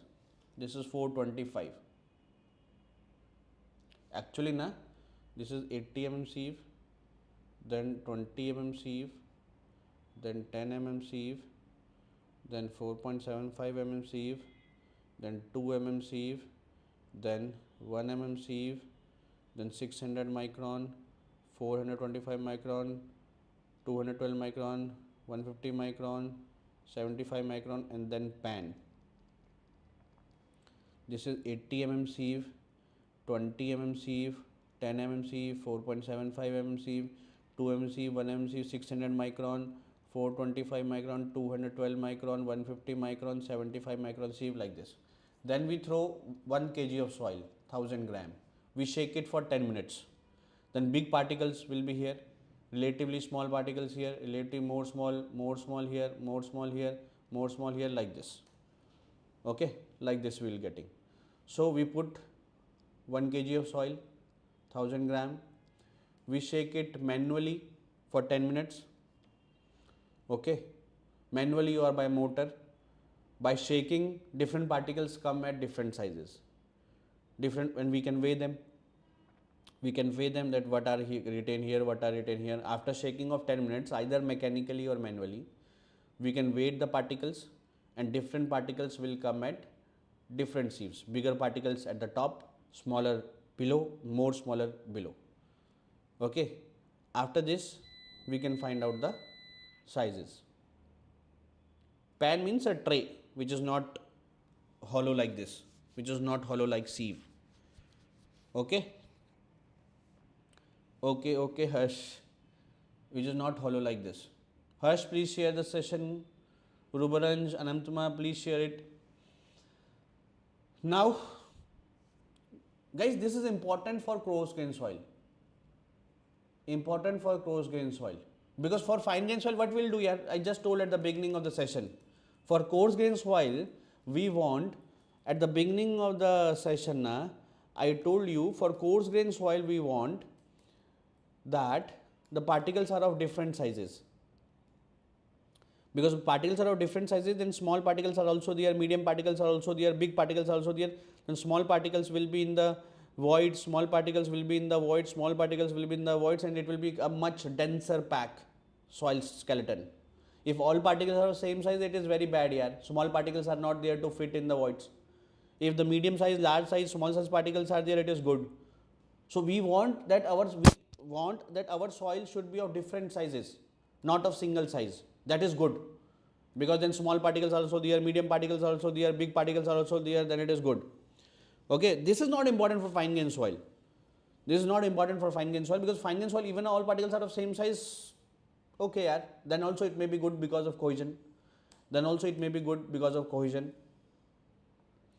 Okay, so we put 1000 gram of soil, bigger sieves at the top, smaller at the bottom. We shake it, then we weight it, and we can find that what particles are in which range.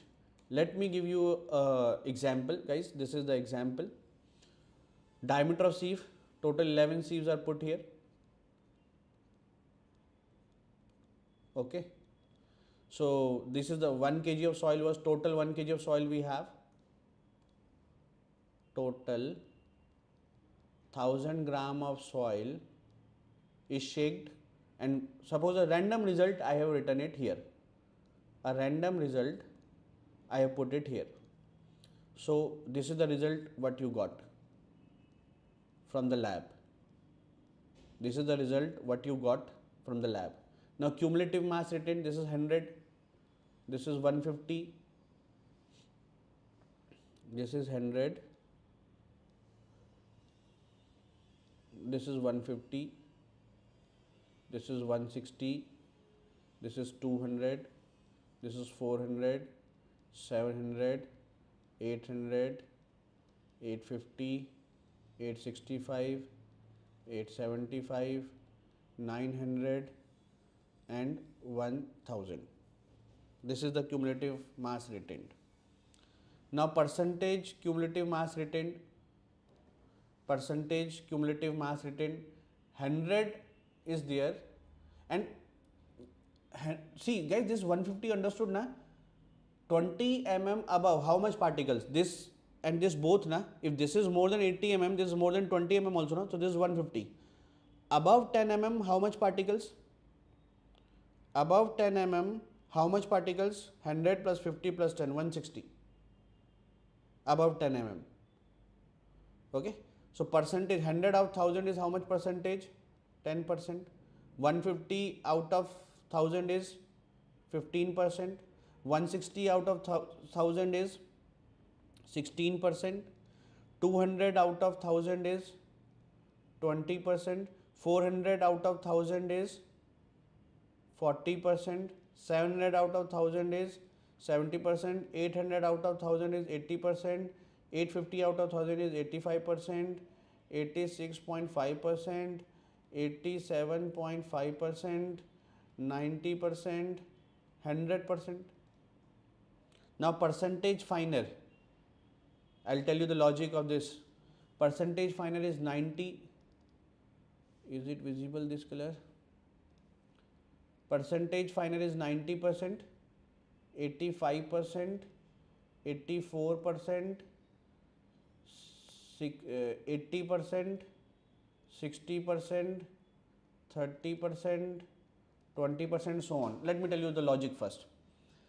Guys, above 80 mm, how much particles? 100 gram. So below, that means out of 1000 gram is 100 is stucking there, retaining there. That means 900 is going down. So 90% is finer. Above 20, how much particles? Above 20 is 150 particles now, 150 gram. So 150 gram is above this. That means 850 gram is going down. So 85% finer. Above 10 mm, how much particles? These all are above 10 mm na. These all are above 10 mm na. That means total 160. 160 are above. That means 840 are going down. So 84%. Like this. So like this we can fill the remaining table also. Okay. like this. Let me be little here or here, I don't know. Let me be little here or there, I don't know. Okay. Now we make a graph. Okay, first of all guys, let me, before telling you this graph, now this graph is like this. Bigger size particles are here, then smaller here, then smaller here, then smaller here, then smaller here, then smaller here, like this. Bigger d on left hand side, smaller d on right hand side. Now everyone, guys, there is a term D60. D60 means 60% particles below this dia. Below this dia. What is D30? What is D30? 30% particles below this dia. What is D10? 10% particles below this dia. Okay. This is not D60, D30, D30. Any D, D40, 40% particles. D42.5, 42.5% particles are below this. For this graph, this is just a random example. This is not a fixed data. This is not for every soil. Below your garden, data will be different. Below my garden, data will be different. In my village, just data will be different. For this soil, what is D60? For this soil,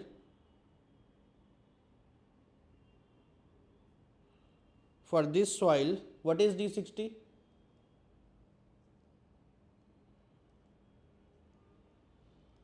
For this soil, D6 dia below which 60% particles are there, 2 mm. This is just an example. Always D60 will not be 2 mm. What is D30? Diameter below which 30% particles are there, 1 mm. What is D10? Dia below which 10% particles are there? 10 is this, 75 micron. Guys, here we directly get 60-30-10. And you in exam also you will get directly 60-30-10. In exam also you will get directly 60-30-10. In exam also you will directly get 60-30-10. Okay, this 60-30-10 data you will directly get. Unless if you want, sir, if my data is something like I will not get 60-30-10, then you have to do interpolation. You have to do interpolation in that case, but usually that difference it is not come. Okay, thank you, Sachin bhai. Good morning, Dheeraj. Good morning, Rubaranj, everyone. Okay. Now, after this topic, we'll have a little chit chat. Okay, just to refresh you. Now, guys, this data will always be decreasing order, yaar. Always this data will be decreasing. Always this graph will be never constant, never increasing. Always this graph will be decreasing. Obviously, yaar, from bigger diameter, large particles will be below this. Ishant Sharma is a tall cricketer. So large, 90% of the cricketers will be having a smaller height than him. Then with the smaller diameter, less percentage of particles are below this, and which is very small itself, then less percentage particles are below this. Suppose if I talk about D60 is 2 mm, so log 2 mm, 60% particles are finer. D30 is 1 mm, log 1 mm, so 1 mm 30% particles are finer. 10 is 75 micron, log 75 micron, 10% particles are finer than this. Now Cu is D60 by D10, Cc is D30 square by D60 into D10, and this is used for finding for well graded soil. Well graded, I told you, Cu and Cc both should be in range. Both Cu also, Cc also. For gravel, Cu is also Cc. If one of this is not in the range, then it is not well graded soil. Guys, can you tell me, for perfectly uniform graded soil, what is Cu? What is Cu? For perfectly uniform graded soil, what is Cu? Tell me, please. For perfectly uniform graded soil, what is the value of Cu?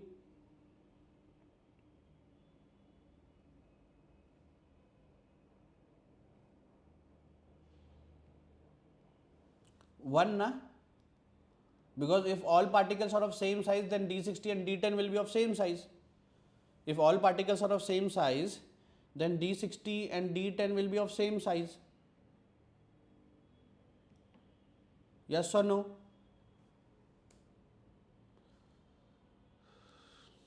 Yes or no?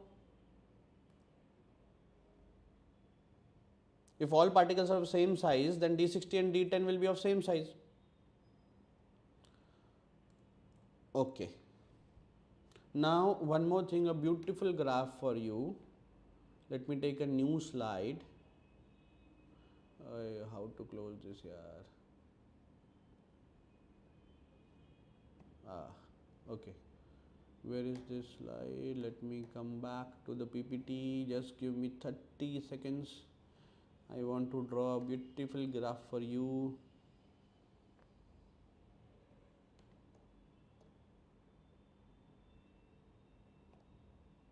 Yeah.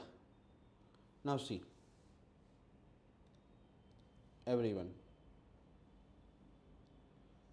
I cannot draw the straight line.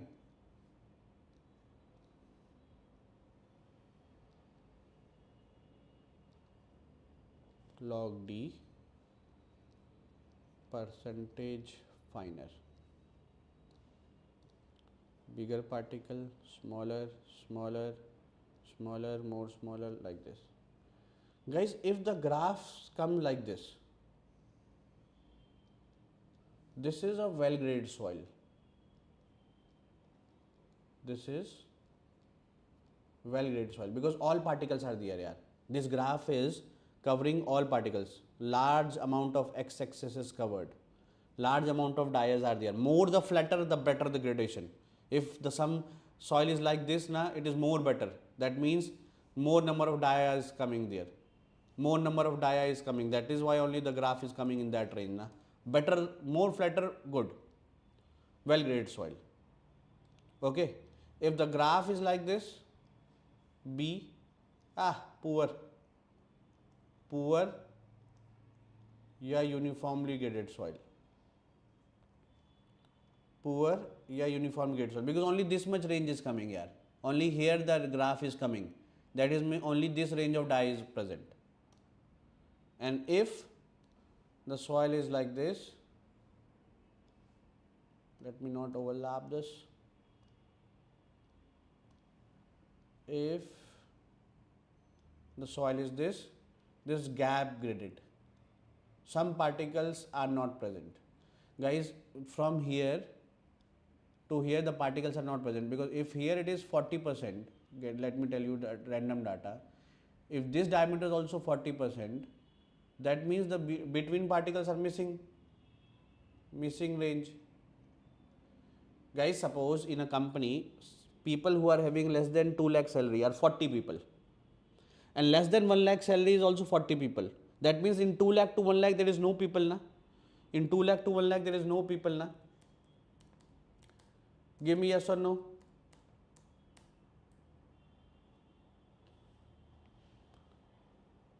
Consistency limit of soil.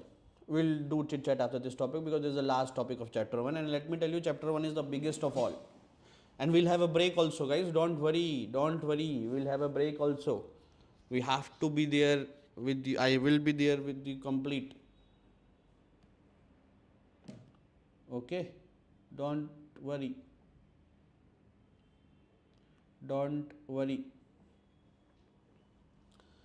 Now guys, see, if we have a soil like this, solid and air, solid and air, so it is here, water content 0. These all are small w's. These are all small w's. WP, WL. WS is shrinkage. Small w means water content. I told you at the beginning. Shrinkage limit, water content. After this we'll have a chit chat here. I'll have a nice discussion with all of you, and we'll start the next chapter. Then we'll have a break also. Okay. And this is the only live session, guys. This is the only live session. Now guys, this is this. Water content 0. Now let me make a diagram of here. I add little, see right hand side I am adding water. Right hand side I am adding water. Right hand side I am adding water. So more water is solid will be same na. In this if I add water, in this is the blue case. In this if I add water, volume will be same na. The soil is not dry, but the volume is of VD na. Soil is not dry, but the volume is same as of VD na. Yes or no? Yes or no? Yes or no? Soil volume is just same of VD na. Okay, so soil volume is same VD. Okay. Now I add more water. I want to reach now this at yellow point, shrinkage limit. Now in yellow water, in yellow shrinkage limit, all voids are filled with water. This is shrinkage limit. So shrinkage limit, see, it is defined in two ways. Shrinkage limit is the maximum water content. Shrinkage limit is the maximum water content at which further reduction of water will not change the volume. If you go left hand side, reducing the water content, volume will not change. And shrinkage limit is the minimum water content at which saturation is 1. See here saturation is 1. See here saturation is 1. After this now, let me take any random point now. Suppose I am taking this green point. Now guys, see S, it is also now saturated. It is also now saturated, but volume is increased. And as we increase the water, volume is increasing. So after this point, volume is increasing. So here all saturation is 1. From here to here, saturation is 1. So shrinkage limit is the minimum water content at which saturation is 1. This is the first point when saturation is 1. This is the first point when saturation is 1. This is the first point when saturation is 1. So shrinkage limit is the minimum water content at which saturation is 1. Shrinkage limit is the minimum water content at which saturation is 1. After this saturation is here also 1. And shrinkage limit is the maximum water content where we reduce the water, volume is not changing. After here if you reduce the water, now volume is not changing. Give me yes or no.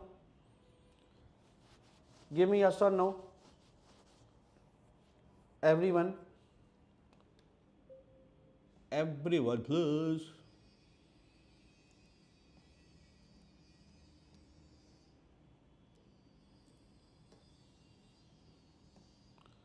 Now that slide is saved, guys. I'll give you this in PDF in my Telegram group. That slide is saved, don't worry. Now guys, it is solid state, more water, it will be semi-solid, more water, it will be plastic stage, more water, it will be liquid state.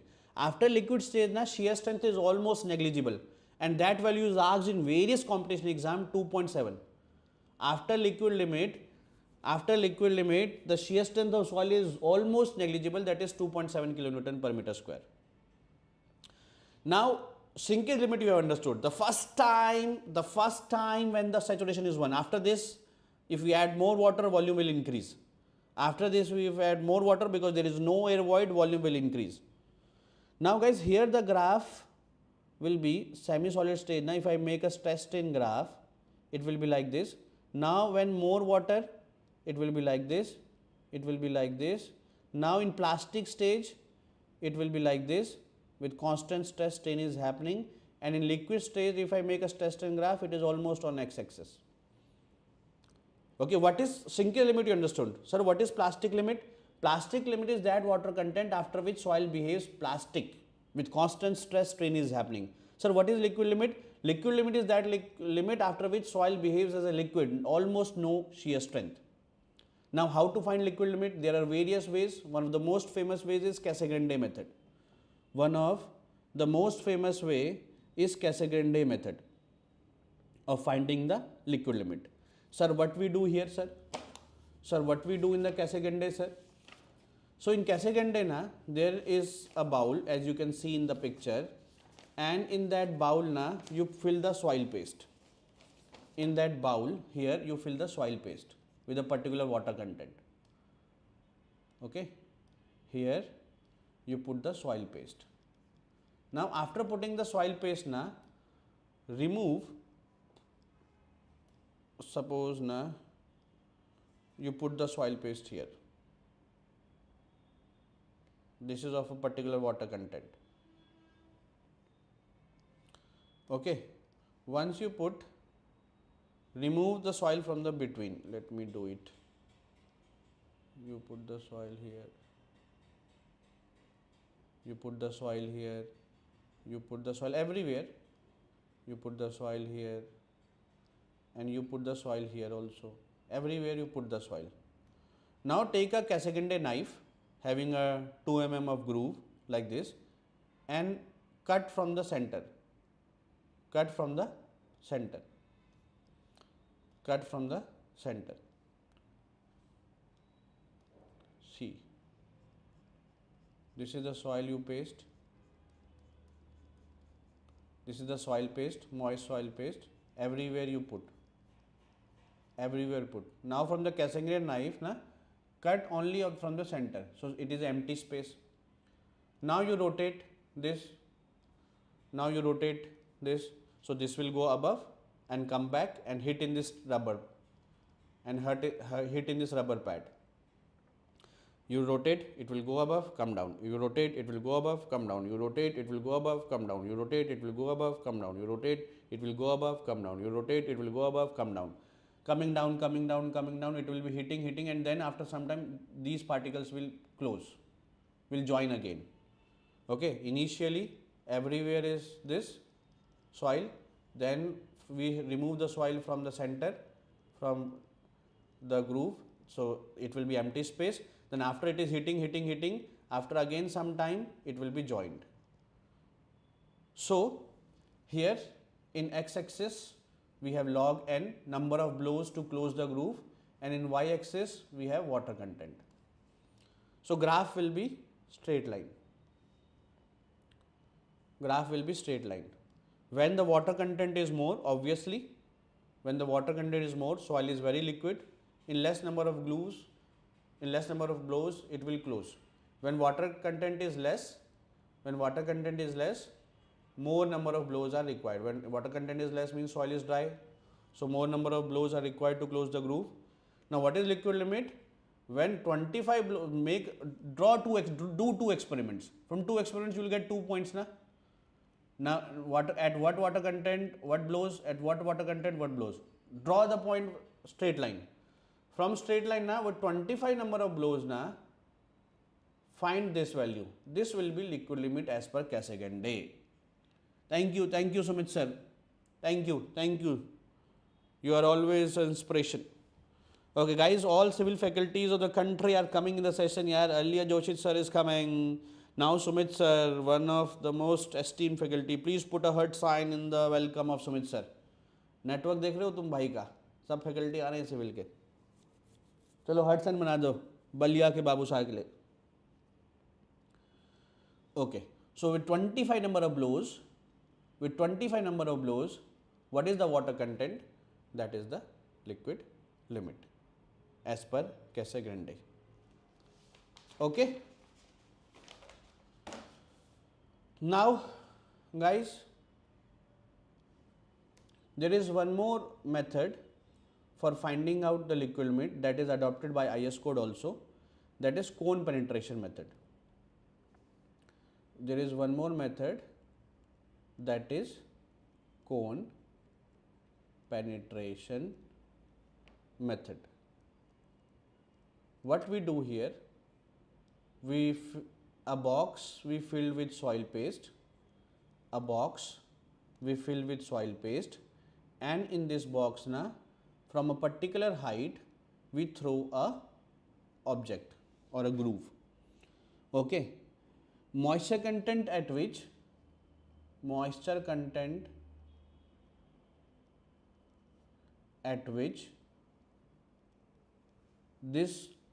this cone this is cone, penetrates 25 mm na, penetrates 25 mm na, is liquid limit. So guys, we put one box through the cone from a particular height. It is going 20 mm. Oh no, it is not liquid limit. Then make one more sample with a different water content, little higher water content. Then throw the cone, it is going 22 mm. No, it is not liquid limit. Then make another paste with more liquid. Throw the cone, if the cone goes to 25 mm na, that water content is liquid limit. Now plastic limit. Plastic limit is the limit at which when you draw the 3 mm thread soil na, when you draw the to make the 3 mm thread, when you make the 3 mm thread, then it starts fumbling.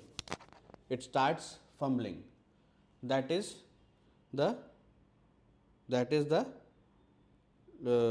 liquid limit. Sorry, plastic limit. Have you got it? Have you got it? Everyone?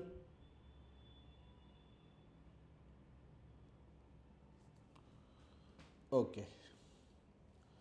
Now shrinkage limit is when you add water, first time it becomes liquid. First time it becomes completely saturated. Guys, there is a plastic limit, IP. IP is WL minus WP, this range, the plastic range. See, here na, this range, WL minus WP, that is IP, the plastic range, WL minus WP. There is a I consistency index or relative consistency, it is WL minus W upon WL minus WP. You can also say that consistency index is liquid limit minus W means natural water content. But guys, soil is not necessary to be here. Na? Soil can be this water content, this water content, this water content, this water content, this water content, anywhere it is.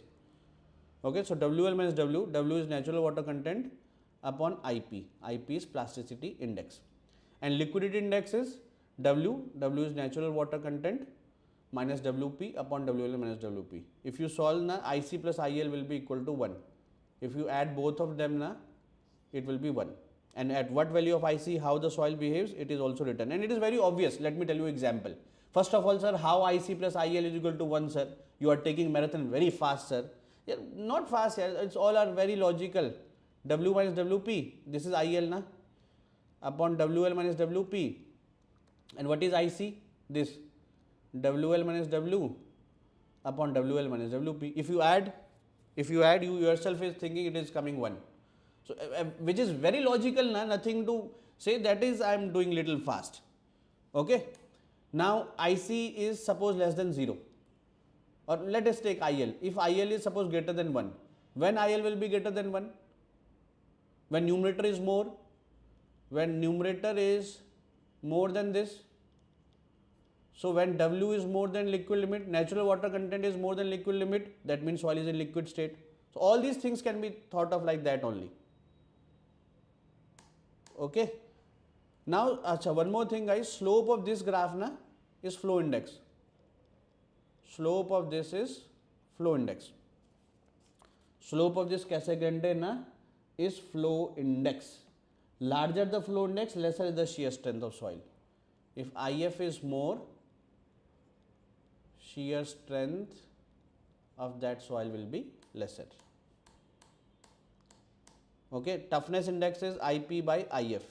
Not going into derivation. IP you know, WL minus WP. IF also you know, the slope of that Casagrande expression. GR we have done. Thixotropy is, guys, it is the property by which after remolding, if we left the soil undisturbed, it will gain strength. Okay, the strength is gained by the soil if we left undisturbed for some time, that is thixotropy. Sensitivity is unconfined compressive strength of undisturbed soil upon repondered soil. Suppose the soil is insensitive, कोई फर्क ही नहीं पड़ रहा, तो sensitivity is equal to 1. Even when it is undisturbed or remolded means disturbed. When it is undisturbed or it is disturbed, both are same. When it is undisturbed or disturbed, both it is same. Okay.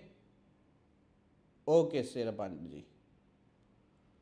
Activities IP upon percentage of clay particles, and for various activities how the soil is classified, that is also mentioned here.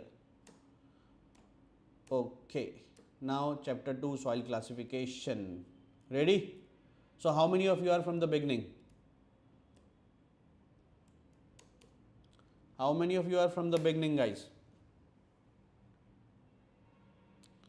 Tell me.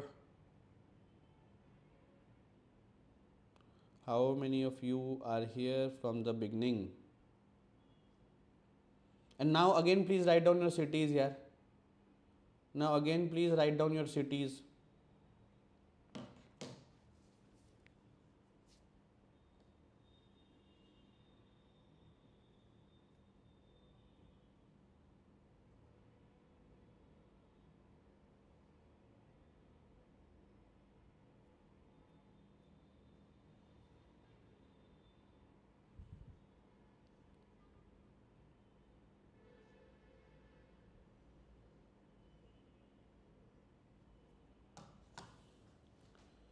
Ayodhya, Indore. Akash Gaur from the beginning. Okay, Vaishnavi. How are you, Vaishnavi? Ashish, Sachin from the beginning. Ayodhya, Bhopal, Tamil Nadu. Tamil Nadu, which city, yaar? City also please write down, na, yaar.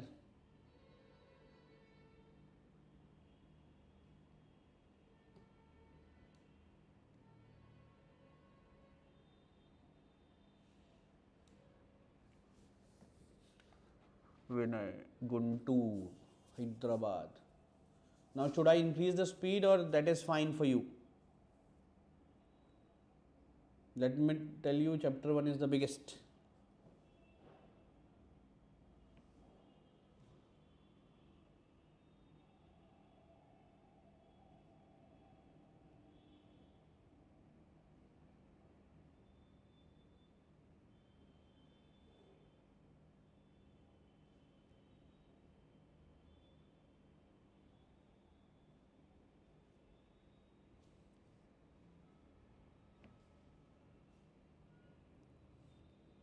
Little more. Okay. Okay. Sera Pandey joined at 10:40. It's okay, yaar. You can continue with chapter 2. You can continue with chapter 2. Is this you the complete chapter 1 we have revised? This is the biggest chapter of complete soil mechanics. Just chapter 2 and all these are now 15, 20 minutes. Then after again consolidation and permeability factors test, it will take a bit time. But chapter 1 is the biggest because I have done marathon soil mechanics marathon more than 4 to 5 times now. This chapter 1 is the biggest. Other chapters, soil classification will not take much time. Then again in some chapters at the end it will take a little bit more time, but the highest time is in the chapter 1 only. Breakfast all done?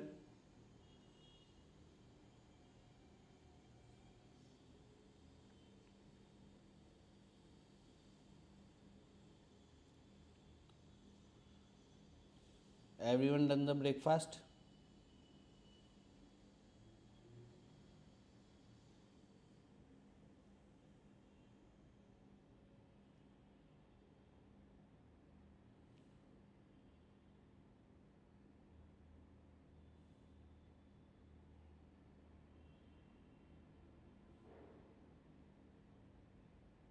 Vikram. Vaishnavi no. So directly I guess all of you will be taking lunch. Directly all of you will be taking lunch. Is it so? Lunch done. Oh my god. Very fast. Very fast.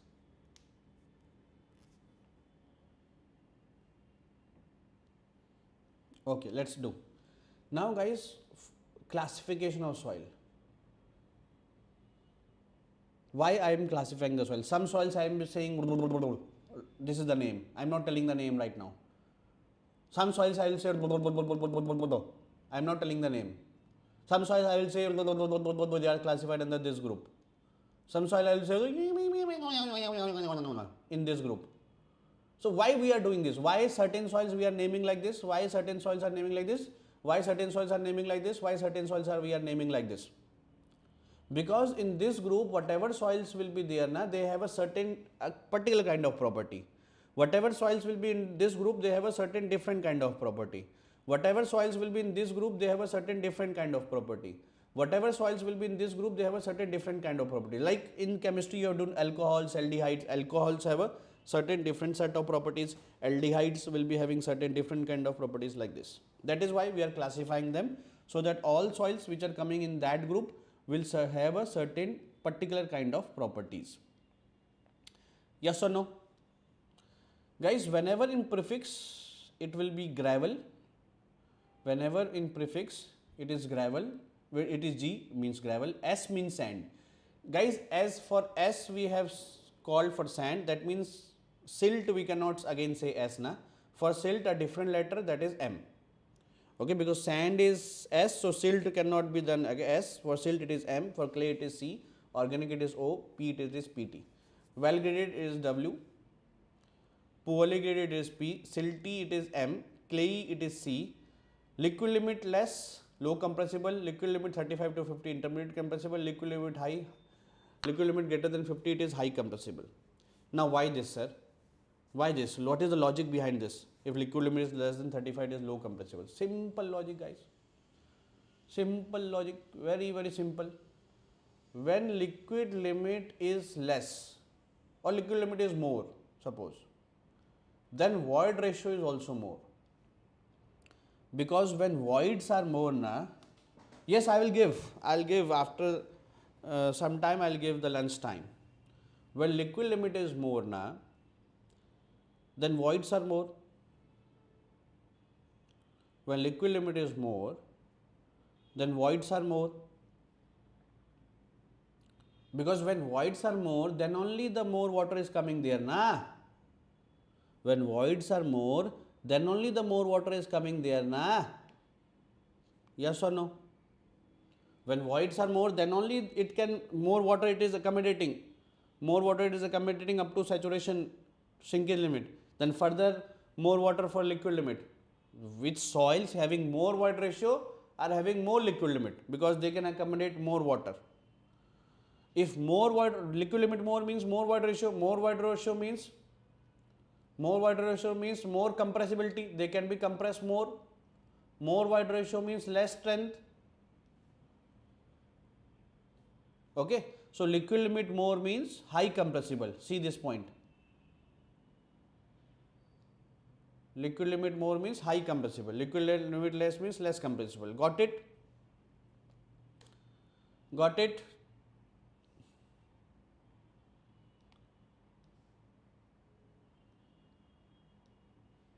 On a single slide, I'll teach everything.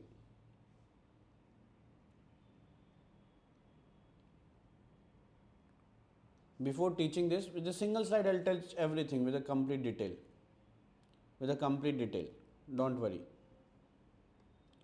Before this, although I have a graph, but instead of that graph, I will make my own graph so that you will understand in a better way.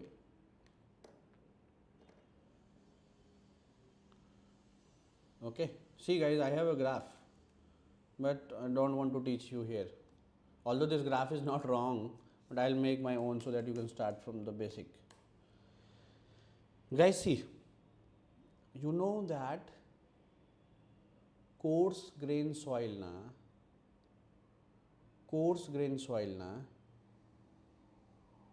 you can find out from sieve analysis.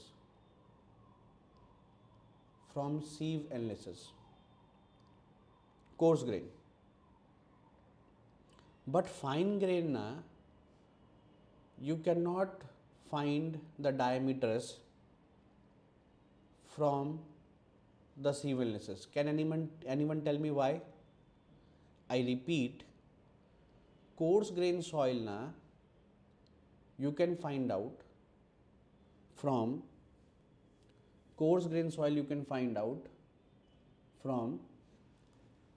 the sieve analysis, but not the fine grain soil. Can anyone tell me why?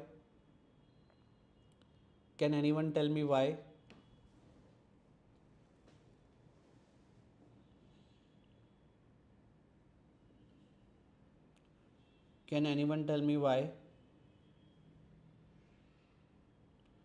Because fine grain soil, which are having small particles, fine grain soil, which are having small particles, have cohesion.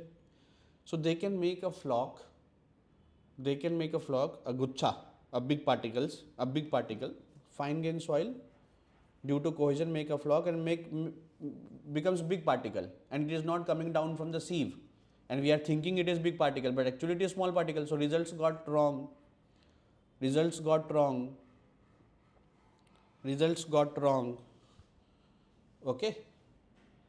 results got wrong. Okay, because small particles can make a flock and become big particle.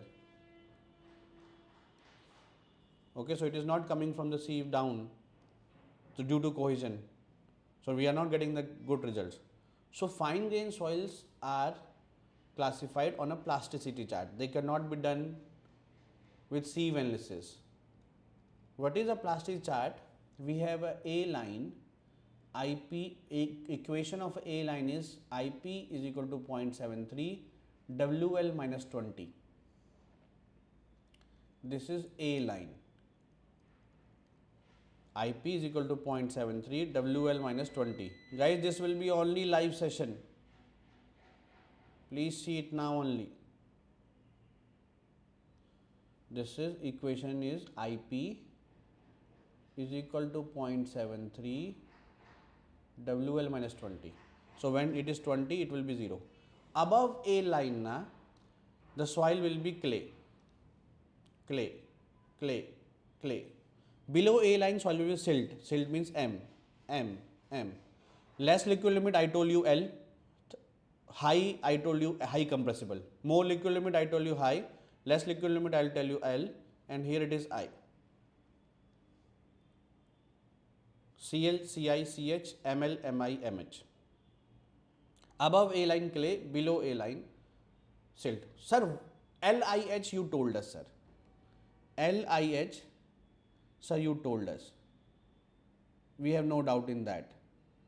In L, I and H, sir, you told us. We have no doubt in that. But why above C and below M? Why above C and below M? Tell us that also. So very simple. Guys, clay is more plastic. So it is y-axis has to be bigger. Clay is more plastic. So y-axis has to be bigger for clay. Silt is less plastic. So y-axis has to be less. That is why above it is clay and below it is silt. That is why above clay. So LIH I told you. Left L, then I, then H. LIH. Okay, LIH I told you. Above clay because clay is more plastic. Above clay because clay is more plastic. And below silt because silt is less plastic. And here there is a range from 4 to 7 IP 4 to 7 where there is a dual range. Particles behave like Cl also, Ml also. Above clay, below silt, but 4 to 7 they have a dual nature. Okay. Now sir, if the particle comes below it can be OL also, organic also. If particles come here it can be OI also. If particles come here it can be OH also. So below can be OL, organic soil also with lower liquid limit, OI also, OH. Sir, how to distinguish it is silt or organic? In your examination,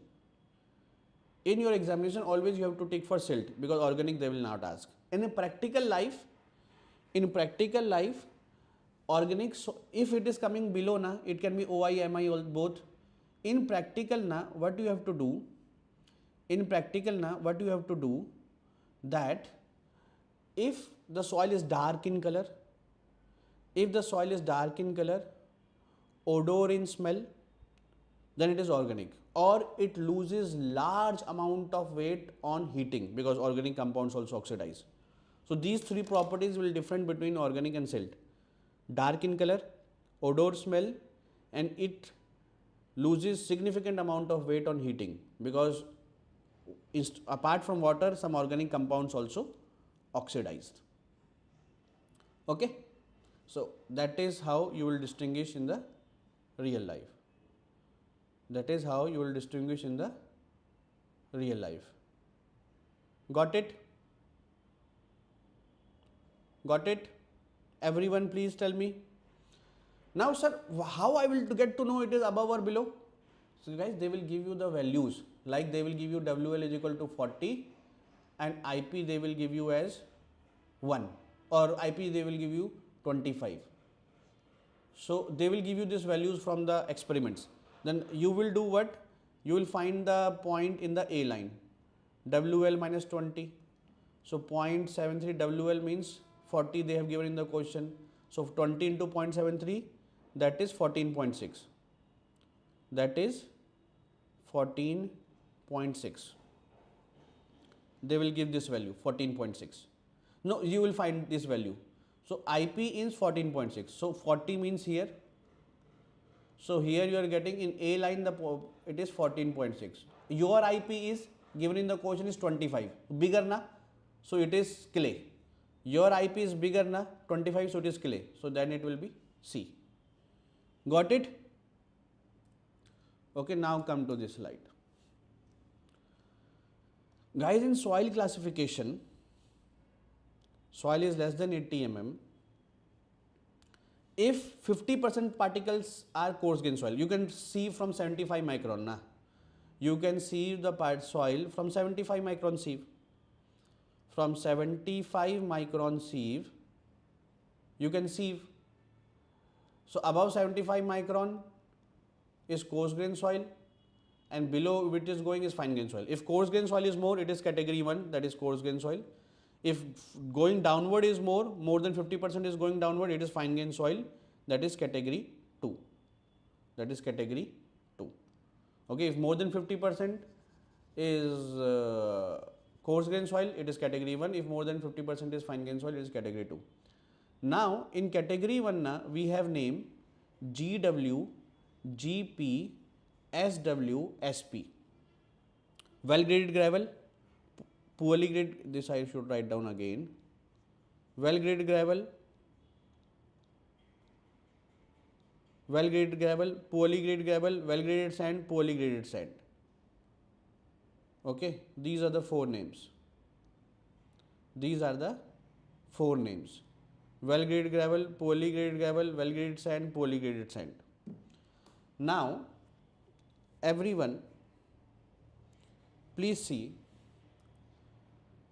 WP we can find out from this. The data will be given, and this I told you na here, those who have joined me from the beginning. WP from this range. If CU is this and CC both are this, then it is W. If either one of this is not satisfied, it is poor. So CU data will be given to find CU and CC. Data will be given to find CU and CC. And from CU and CC, if it is from CU and CC, if it is W range, it will W, otherwise it will be P. And gravel and sand, if gravel is more than sand, you can do the sieve analysis na. You can do the sieve analysis. And from the sieve analysis, if gravel is more than sand, it will be G. If sand is more than the gravel, it will be S. If gravel is more than the sand, it will be gravel. If sand is more than the sand, it will be S. So how the first letter and the second letter has to be chosen, I have told you. This is when fines are less than 5%. This is case 1.1, fines. Fines means fine grain soil. Fines means fine grain soil. That means out of 1000 gram soil you have taken, 960 gram is coarse grain soil. 970 gram is coarse grain soil. Fines is only 20 gram, 30 gram, 2%, 3%. When fines are from 5% to 12%, that means out of the 1000 gram soil you have taken, 920 gram is coarse grain soil and 80 gram is fine grain soil, that is 8%. Or out of the 1000 gram soil,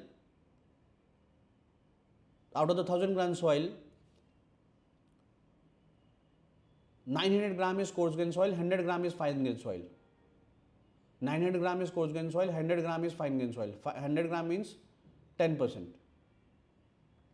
then in that case the name will be GW, GC, GP, GC, GW, GM, GP, GM, SW, SC, SP, SC, SW, SM, SP, SM. Now guys, very simple. First and third letter will be G if gravel is more than the sand. First and third letter will be S if sand is more than the gravel. I again repeat, first and third letter will be G if gravel is more than sand. First and third letter will be sand if sand is more than the gravel. That you can do from the C analysis. WP based on the CUCC range. WP on the based on the CUCC range. WP based on the CUCC range, and C and M based on this plasticity chart. If it is clay or silt you cannot find from the C analysis. Na? Clay and silt you don't find from the C analysis. So C and M you can do from the plasticity chart. Now fines are greater than 12%. It is still coarse grain soil. Means fine grain is less than 50% and coarse grain is more than 50%. In that case the name will be GC, GM, SC, SM. First letter will be G if gravel is more than sand. First letter will be S if sand is more than the gravel. It is clayey gravel, silty gravel, clayey sand, silty sand. Again I am saying clayey gravel, silty gravel, clayey sand, silty sand. First letter will be G if gravel is more than sand. First letter will be S if sand is more than the gravel. And C and M, second letter will be C or M depending on plasticity chart. Now case 2, fine grain soil. Here the name will be CL, CI, CH, ML, MI, MH on the basis of plasticity chart. CL, CI, CH, ML, MI, MH based on the plasticity chart. Based on the plasticity chart. Okay. Now guys, see the logic behind this. See the logic behind this nomenclature. Everyone.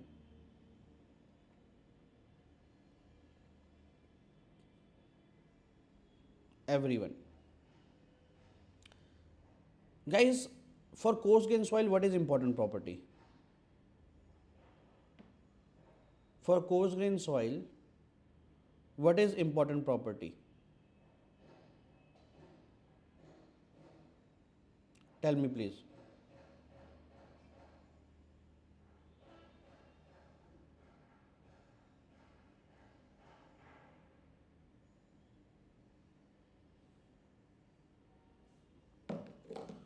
For coarse grain soil, the important property is W and P na, gradation, well graded or poorly graded. And for fine grain soil, what is important property? Liquid limit or water content. I told you at the beginning of the session. For coarse grain soil, the important property is W and P, and for fine grain soil, the important property is water content, LIH. See, very logical. When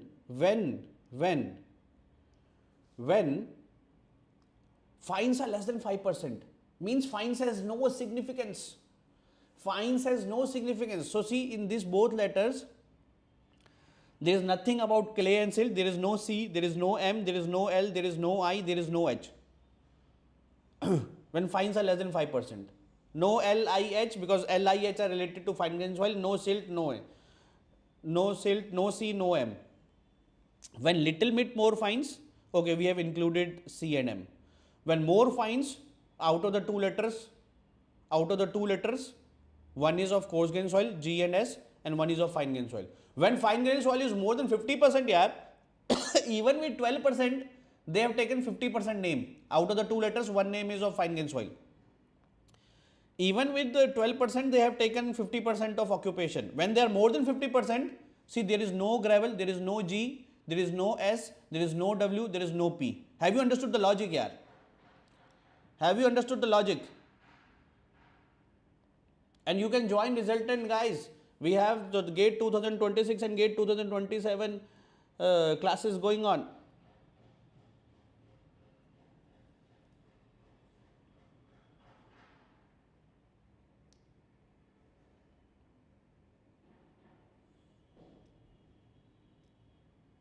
Have you understood? Now guys, do you know this picture? Do you know this picture? Please.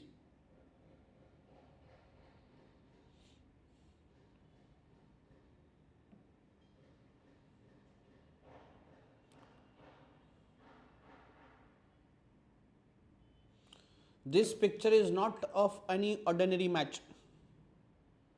This picture is not of any ordinary match. This picture is of cricket 2019 World Cup final.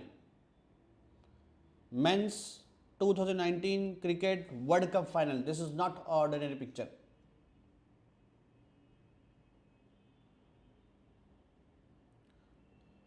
Clay with low compressible, clay with intermediate compressible, clay with high compressible. So this is not an ordinary picture. This is the picture of men's cricket World Cup final match. And what happened there, guys? New Zealand made, I guess, 243 or some runs. England made exactly 243. Oh my God. How this can be exactly same, yaar? This is tie in not ordinary match, World Cup final. Tie. What is the strange thing is yet to come. The strange thing is yet to come. Super over also tie. Super over also tie. My God. Cricket. What? This is not a domestic match. Cricket World Cup final. 50 over match tie, super over tie. Then who is the winner? England. How? How they have scored more boundaries. They have scored more boundaries. They have scored more boundaries. If boundaries also tied, then if boundaries are also tied, then the 10th and 12th mark sheet average will be taken. Okay, no, na. Similarly, guys, whenever I say gravel is more, you have to take gravel, sand is more, you have to take sand. If gravel is equal to sand, tie, then which letter? Like suppose case 1.1. It is GW, GP, SW, SP. If gravel is more, it will be G. If sand is more, it will be S. If both are same, then if both are same, then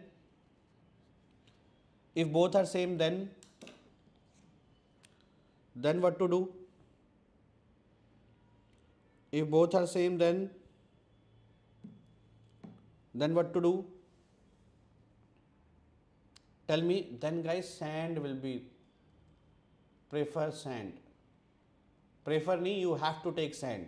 Because if gravel and sand both are equal, then silt and clay remaining 5%, 3%, 4%, 2%. Then remaining silt and clay are near to what? Remaining silt and clay near to what? Remaining near silt and clay near to what?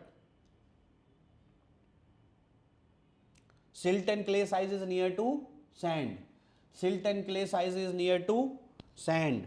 Silt and clay size is near to sand. So sand is preferred. Okay? Okay? Do this question, guys. I'm just coming in 5 minutes. I'm giving you 5 minutes. Do this question.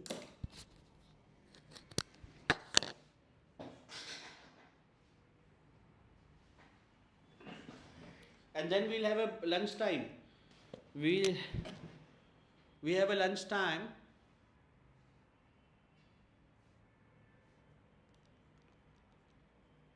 Do this question in 5 minutes. Lunch time will be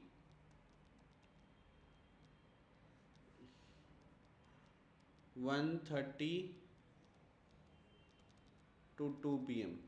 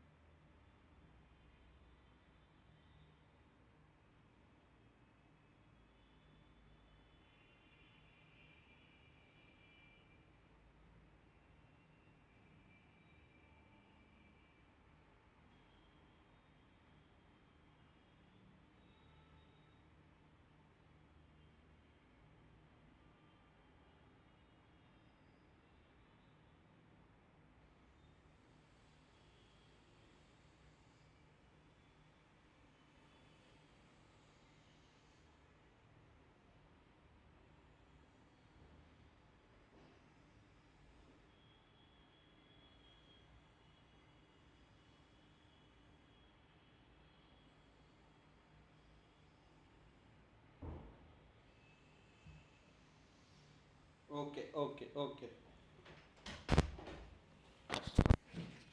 Let's start now. We'll have a lunch at 1:30. Okay. So what is the answer?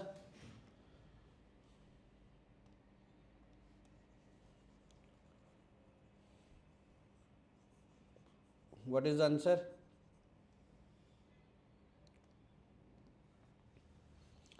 If a soil specimen is 51% particles through 4.75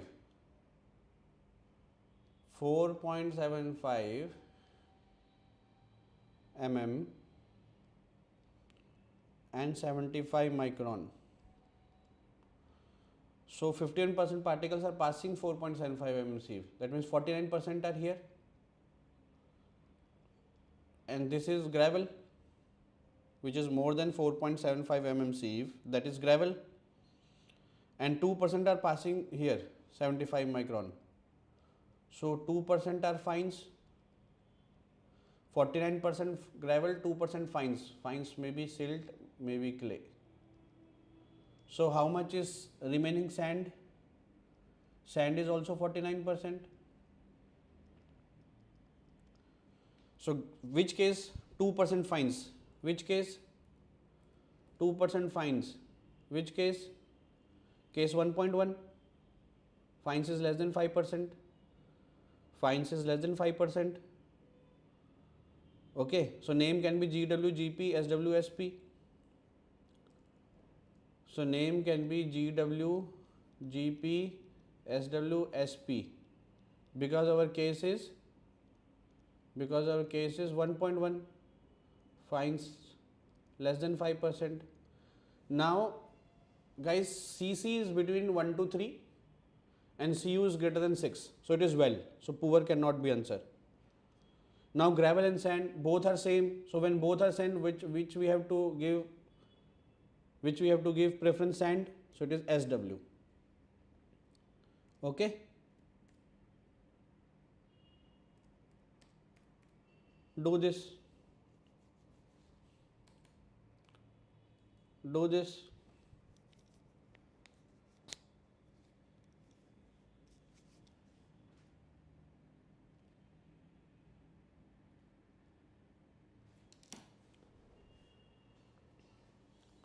Do this.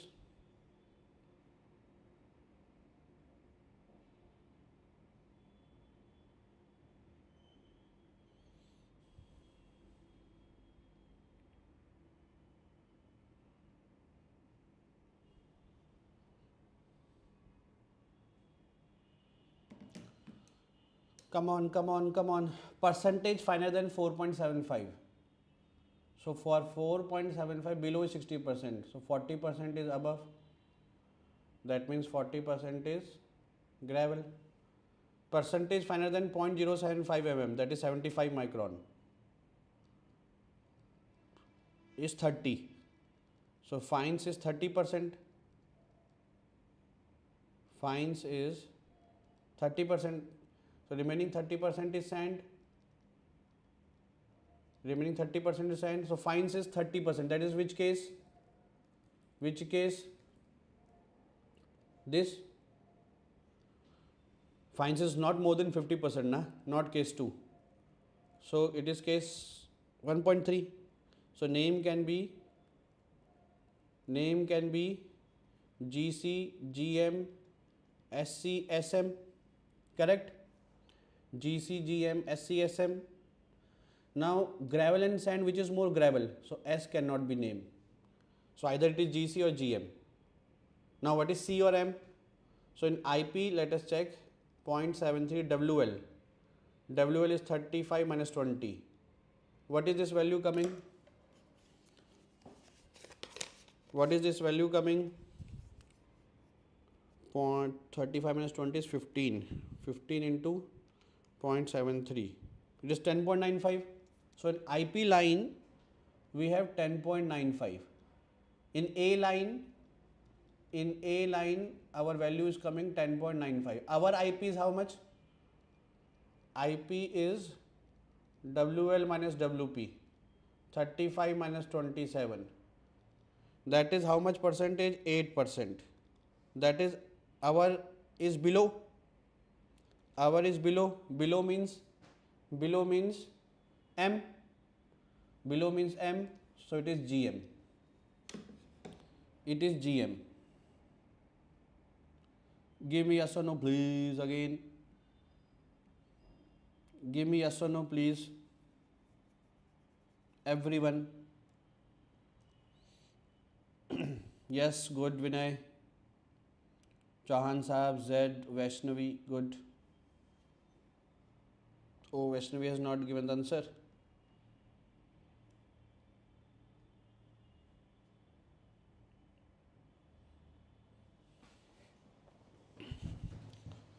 Have you got it? Okay. Now let us do compaction. Now, guys, what is compaction? If we further provide the energy, then solid, and theoretically we are assuming water is there, and further we give the energy, we compact, so it is solid, will be same, water will be like this. So when in a partially saturated soil we apply the energy, in a partially saturated soil we apply the energy, now first thing is air is removed this much, air is further removed this much. When air is removed, this is called compaction. When air is removed, this is called compaction, and it is very instantaneous, no time. Now when theoretically we assume that all the air voids are removed, we further give the energy, water is also removed. That is consolidation. Water is also removed. That is consolidation. That is time taking. Why time taking? Why time taking? Because water speed is not like Usain Bolt. Water speed is not like Usain Bolt. The speed of water is very less, 10 ki power minus 5 centimeter per second, 10 ki power minus 7 centimeter per second, like in that range. Okay. So, guys, consolidation takes time because removal of water takes time. It is not very fast. It takes a significant time. It takes a significant time. It takes time. Compaction is instantaneous. It doesn't take much time. It is instantaneous. And compaction is removal of air. And consolidation is removal of water. Consolidation begins when the soil becomes completely saturated. Why we do compaction? Because volume is reducing. Volume is reducing, so means density is increasing. Unit weight is increasing. Volume is reducing in compaction. Volume reduction means density or unit weight is increasing. Density or unit weight is increasing means our strength is increasing. Okay. So benefit is strength is increased. Large settlement is reduced now because already we have settled the foundation. From compaction, we already have settled the foundation. So large settlement is reduced. Load bearing capacity is increased because now it is strengthened soil. So now it can take more load, and as we have already compacted it, so now the volume change will not be more after construction. So it is instantaneous phenomena. It takes time. Here it is partially saturated because air is removed. It begins after the soil is saturated. Densification due to reduction of air. Densification, reduction of water. Okay, specific compaction techniques are there. Some rollers are there. It occurs in a static load. Now, compaction of sand is not important. Compaction of clay is important. Always the question comes from compaction of clay. Here if we make gamma D and water content, then the graph is like this. When the water content is 4 to 5%, then the sand has the minimum gamma D. Why? Why? First of all, sir, how water content and gamma D in the same graph, sir? In x-axis you are making water content, in y-axis you are making gamma D. How they can be in same graph? Guys, gamma D can be of water content soil also. This soil is also having gamma D. Gamma D is weight of soil solid, because in dry it is only weight of solid upon total volume. Gamma D doesn't mean soil is dry. Gamma D means when soil will be dry, what will be the density at that time? So when the water content is 4 to 5% na, then what happens in sand? Due to capillary action na, the suction takes place and a chain is formed like this. Voids are entrapped. This is called honeycomb structure. And this is called bulking of sand. So at 4 to 5% water content, maximum capillary action takes place, suction takes place, and chain of solids are coming like this and voids are entrapped. So maximum voids at 4 to 5% due to this honeycomb structure. So maximum voids means more volume. More volume means less density. Therefore, always it is advisable that compact the sand at less or high water content, so that you can compact more. Now for cohesive soil, guys, it is important. Sand is compacted through vibration.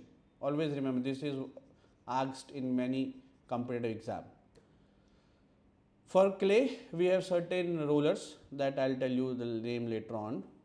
For clay graph is like this. Water content and gamma D, and the graph is like this. This is called OMC, optimum moisture content, and at this gamma D max. This is called, why this graph is like this, I'll tell you the logic. This is dry of optimum. Clay is important. This is wet of optimum. In dry of optimum, generally we have flocculated structure. In wet of optimum, we have dispersed structure. How flocculated structure is like this? The clay particles, which is of flaky shape, are arranged in this pattern. Clay is flaky shape, this is flocculated. They are arranged in zigzag portion. The notation of flocculation is like this.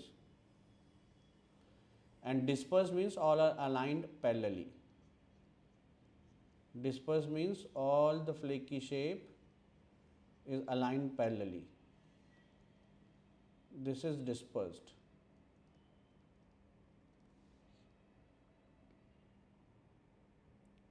Okay. So we have flocculated and we have dispersed structure. Now, why this going above and why it is going down? See, very simple logic. When you add water to the soil,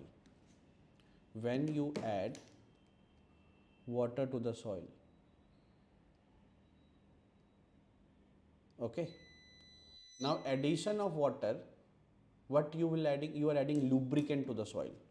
With more water, you are adding lubricant. More water, you are adding lubricant. Lubricant means less friction. Less friction means when you compact.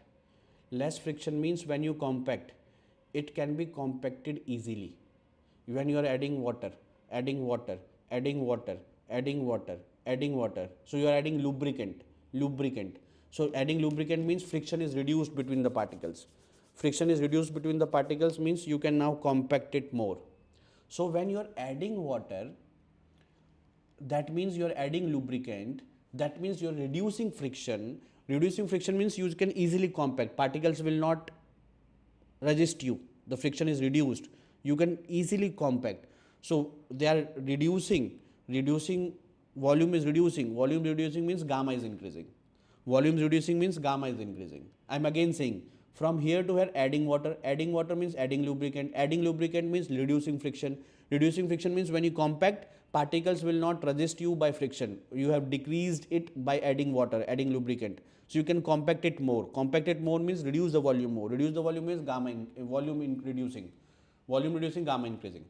After a certain point of time, when you further add water now, then guys, already there is so much water now, that where now the solid particles can go and sit. Where now the solid particles can go and sit, there already the water is there, and water you cannot remove because this is compaction, not consolidation. Water you will not be removing because this is compaction, not consolidation. We are not still in the consolidation phase. We are not still in the consolidation phase. We are in the compaction phase. So in that, after that, addition of water is actually, you are reducing your chances of compaction because already the water is there. Now solid particles cannot sit there. Okay. So there the density decreases because now you are not able to compact. Even you are reducing your chances of compaction because water is already present there. Example you can see, when you make chapati na, you knead the flour, atta gunte ho. So when you atta gunte ho na, in less water it cannot make dense. If you add 3 drops of water to the flour na, to the wheat na, it will not become dense. If you add, so in less water it cannot be dense. In high water it becomes slurry, दलदल बन जाएगा, वहाँ पे भी you cannot compact. You can compact the water, you can compact it and make chapati when it is densest at a particular water content.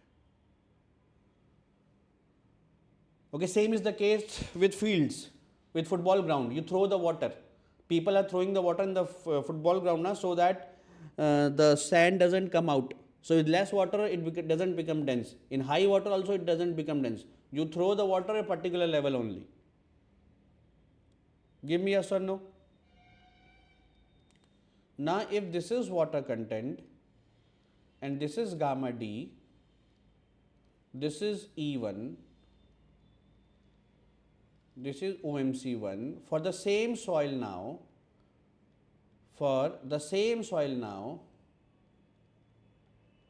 you add more energy now, more energy.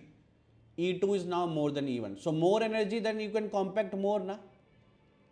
If you apply more energy, you can compact more na. So gamma D will be above na. Gamma D will be above na for that, and OMC will be less. OMC will be less. Because now if you are adding more water, sorry, you are adding more energy, so less water will be required na to achieve the highest value, because water is helping you. So now you have increased the energy, so less water help will be required na. Now you have increased the energy, so less water help will be required na. Please give me yes or no. Now you increase the energy, so less water help will be required na. So compactive effort I told you. Now type of soil. Now type of soil, it is again very simple. Gamma D and water content. Guys, W and P, which will be having more density? W. W will be having more density na. W will be having more density na. W will be having more density na, because well-graded soil have different size of particles. So less voids will be there. Less voids means more density. And in terms of LIH, so high compressible has more voids na. High compressible means more voids. Then only it is high compressible. So more voids means less density. Then I, then L. L will be having, low compressible will be having less voids. So most density. So compactive effort I told you, E1, E2. This I told you, moisture content, it is visible on x-axis variation. First it is increasing, with more water content it is increasing, then decreasing. Give me yes or no. Give me yes or no. Please, champions.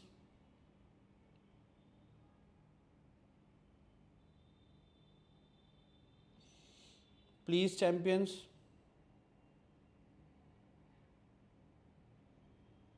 Everyone.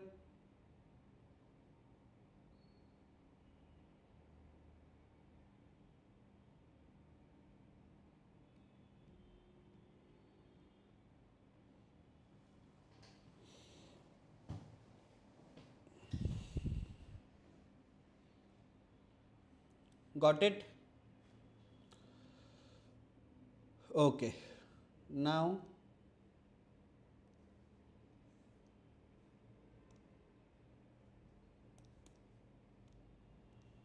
zero air void line.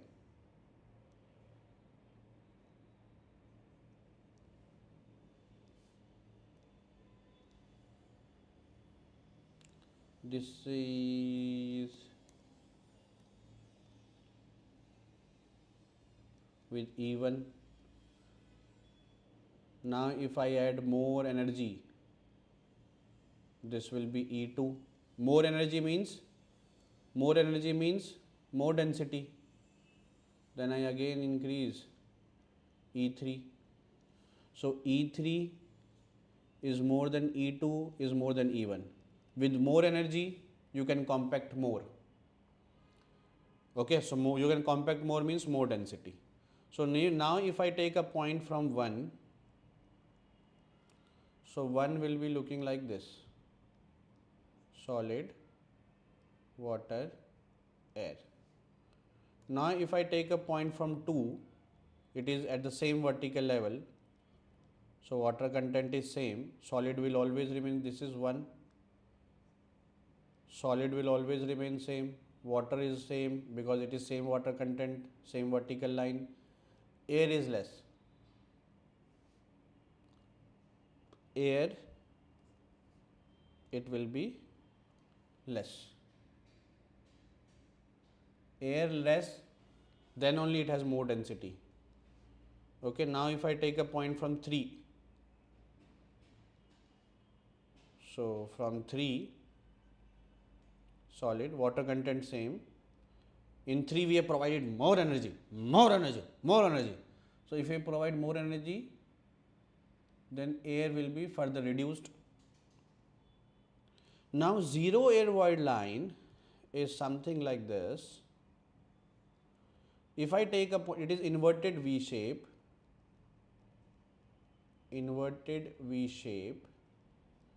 It is zero air void line. It is also called as theoretically maximum dry density. So for fourth point na, it is solid, it is only water. This is called zero air void line. Maximum density will be when? Maximum dry density will be when? Maximum dry density will be when, guys? Maximum dry density will be when you have, come on, tell me. Maximum dry density will be when you have zero air voids. Now this is theoretically maximum dry density. It is gamma D max theoretically. What is its value? Gamma D max theoretically. So this value is, what is G gamma W? This 1 plus E. This is the formula, na? This is, and where at dry state how it will be looking like? 4 dash. Dry state it will be like looking like this. This is the formula of gamma D, G gamma W upon 1 plus E. Now this is G gamma W. E can be written as WG by S. And guys, E of this and E of this both are same, na? Volume of voids upon volume of solid. Here the voids are of water, here the voids of water, air. But E will be, value of E will be same, na? Numerical value of E will be same, na? Numerical value of E will be same, na? Numerical value of E will be same, na? So it is G gamma W. If I write E of this, we have to write E for this because we are writing gamma D. But if we write E for this, then also it will be same. So E of this will be 1 plus WG. S will be 1. S will be 1. Because guys, instead of writing of E of this, both are same, na? Numerical value of same, or E of this is WG by S. S will be 1. Give me yes or no. Give me yes or no.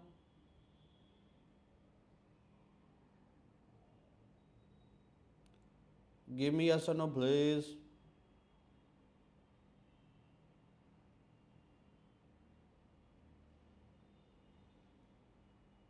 Everyone.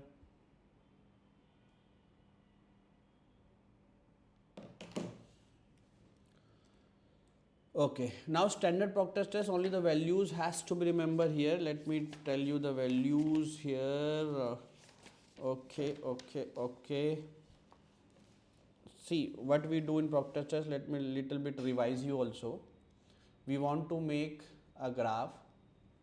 So in a mold which is having this much volume, we put the layer, we compact it 25 times with 2.5 kg rammer. With 2.5 kg rammer, we compact 25 times. Then second layer, we compact 25 times. Third layer, we compact 25 times. And a particular water content, we find gamma D. Then a different we make a different sample, different water content, different gamma D. Different water content, we get different gamma D. Like this, we get a curve. Like this, we get a curve. Okay. So what is energy? If I talk about compactive effort per unit volume, if I talk of compactive effort per unit volume, so what is that? What is compactive effort? mgh. We are throwing the rammer na. So it is mgh. So m is 2.5 into 9.81 into h is 0.305, and this we are doing 25 times for 3 layers, so total 75 times. M, G, H, and this we are doing 75 times. This is compactive effort per unit volume. Volume is 944. If I want to write in meter cube, it will be 10 to the power minus 6. This much joules.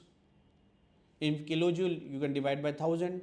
So this will be coming 594.29 kilojoule per meter cube. This sometimes, although GATE doesn't ask the theoretical questions, but sometimes this has been asked. Similarly, for modified proctor test, same experiment, same procedure, but different dimensions. Here, the compactive effort per unit volume is coming to be 2696.305 kilojoule per meter cube.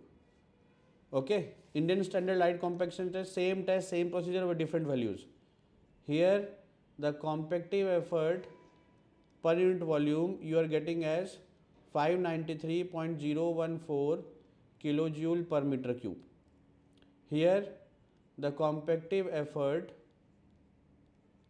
per unit volume you are getting as 2703.88 kilojoule per meter cube. Do this everyone.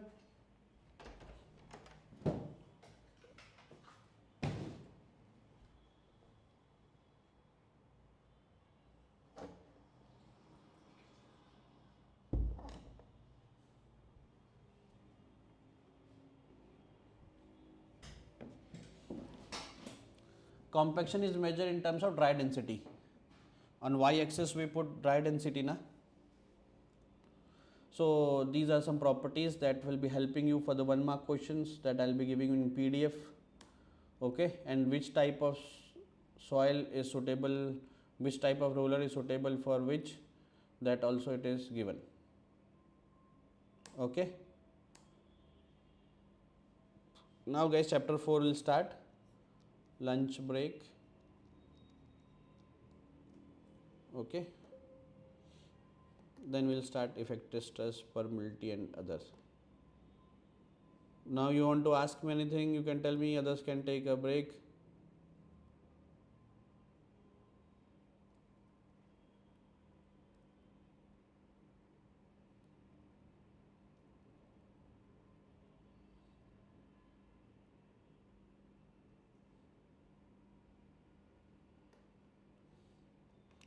Anyone has doubt, they can ask me. Other students can have a break. We have crash course also guys. If someone is preparing for that, they can join the crash course. Okay, the price is now 3500.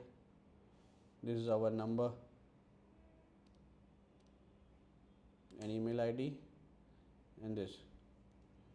gate 26 and gate 27 full course available on resultant civil app. Connect us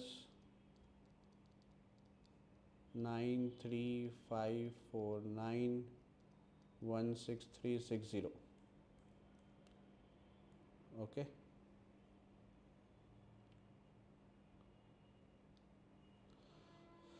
And we'll resume. Now break from 1:40 p.m. to 2:10 p.m. Okay. What is the classification when IP falls on A line? Dual name. Again it is dual name, and first you will prefer what? An rhythm. When clay and silt both are same, you will prefer silt first. Okay. If it is like this na, suppose it is in I range 30-50, the point is exactly here, so you will name silt first because gravel and sand are more near to silt, so you will say MICI. Resume, it will be at 2:10 p.m.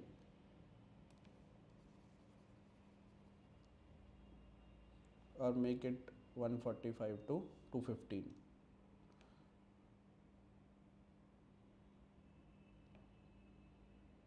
Okay. Okay guys, thank you. We'll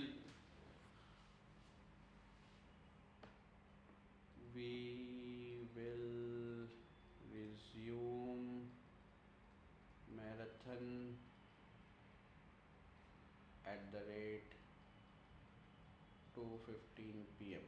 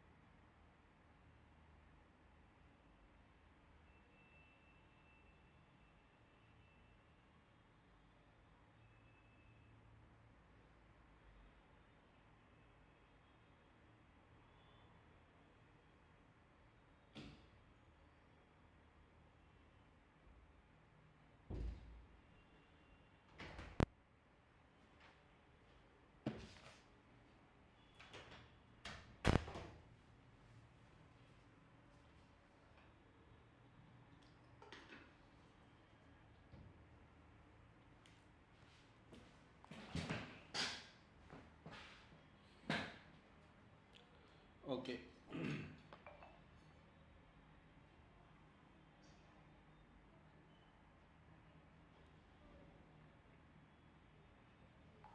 Ready now? Everyone, where is mic?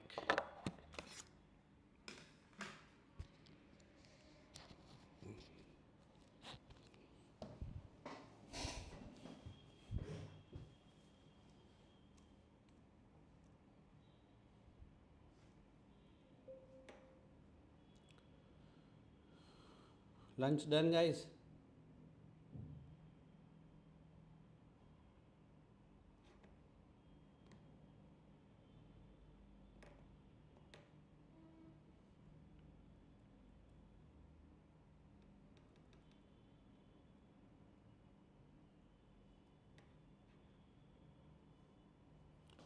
Yeah.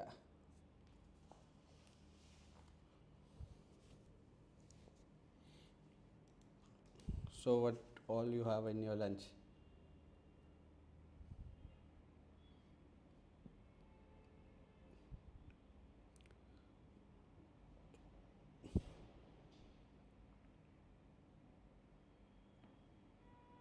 Tell me, tell me.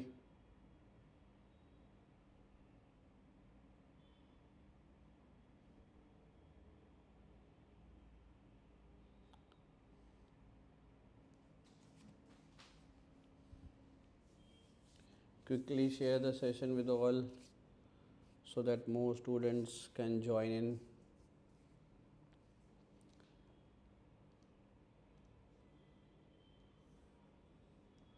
Okay, effective stress chapter deals with three things: total stress sigma, pore water pressure U, and effective stress sigma bar. Sigma, pore water pressure U, and sigma bar. Out of this, sigma bar is most important. Out of this, sigma bar is effective stress is most important because bearing capacity and everything is depending on sigma bar, that is effective stress.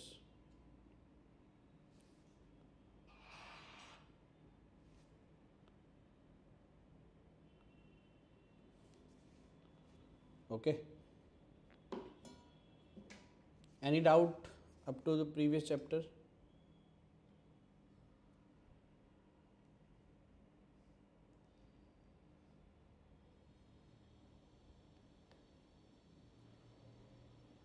Any doubt? What is sigma bar? Tea toast. What is sigma bar? Sigma bar is the interaction between the particles. Sigma bar represents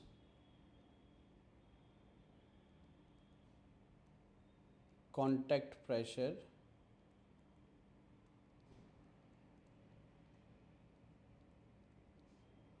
between particles. If sigma bar is more, it is good or bad? If sigma bar is more, it is good or bad?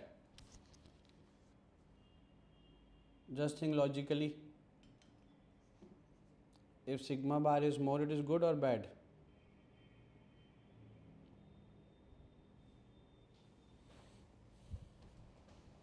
Sigma bar should be more. You are making a foundation on a building, then sigma bar is more of that site. It is good for you or bad for you? If sigma bar is more, it is good. If sigma bar is less, it is not good. Because if contact pressure is more, that means the particles are closely held. Okay, failure will not be there. Failure will not be there.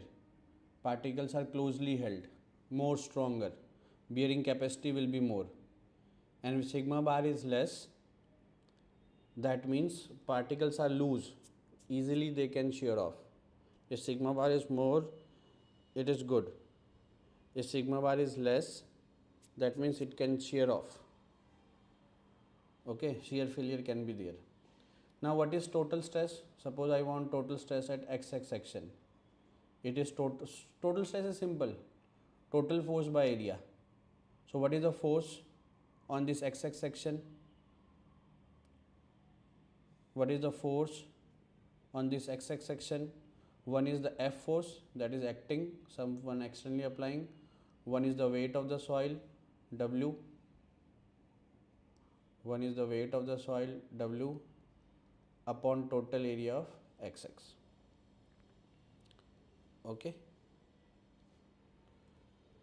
And what is pore water pressure? Pore water pressure is the water pressure at any height. Pore water pressure is the water pressure at any height. For a static case,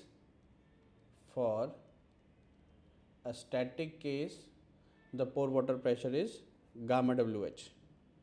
For static case, the pore water pressure is, okay, from where this comes? Wait.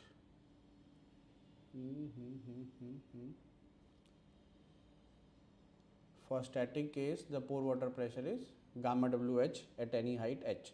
Suppose we go 3 meter below water table, so the pore water pressure is gamma W into 3 in the hydrostatic case. 4 meter below, it will be gamma W into 4. 5 meter below, it will be gamma W into 5. Okay? Okay? Effective stress is given by sigma minus U. Total stress minus the pore water pressure. Effective stress is sigma minus U. Total stress minus pore water pressure. Now guys, in retaining walls, we make weep holes. In retaining walls, we make weep holes. You might have seen like this. That in retaining walls, we are making weep holes. Then what is this weep hole? What is this weep hole? Weep holes are the holes. From here, the water will come. From here, the water will come when landslides are there. Because if the weep holes you are not making na, so then pore water pressure will be more, effective stress will be less, and that is not good for us, because effective stress less means less contact pressure. Effective stress less means less contact pressure. Okay?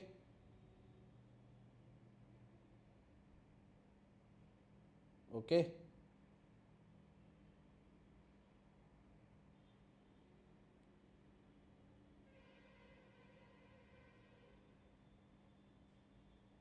Yes or no, yeah? Tell me.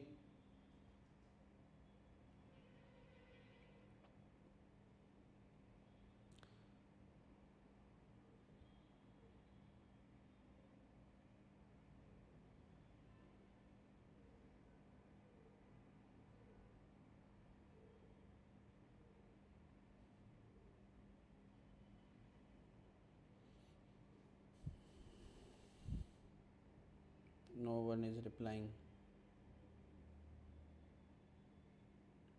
Okay, or we'll do one thing then. We'll do one thing,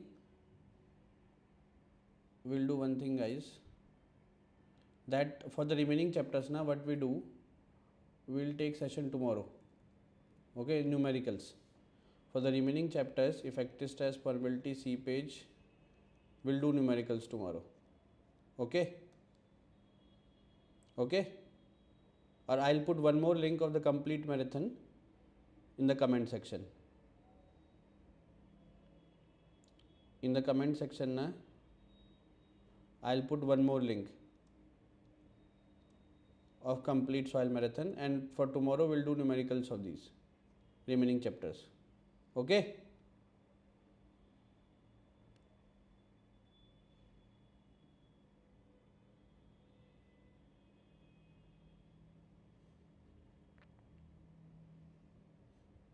Okay?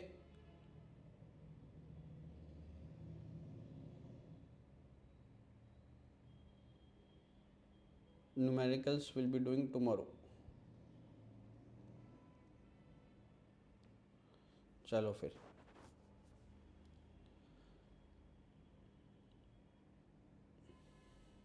okay, then see you tomorrow with numericals. Today not feeling well. Okay, see you tomorrow with numericals.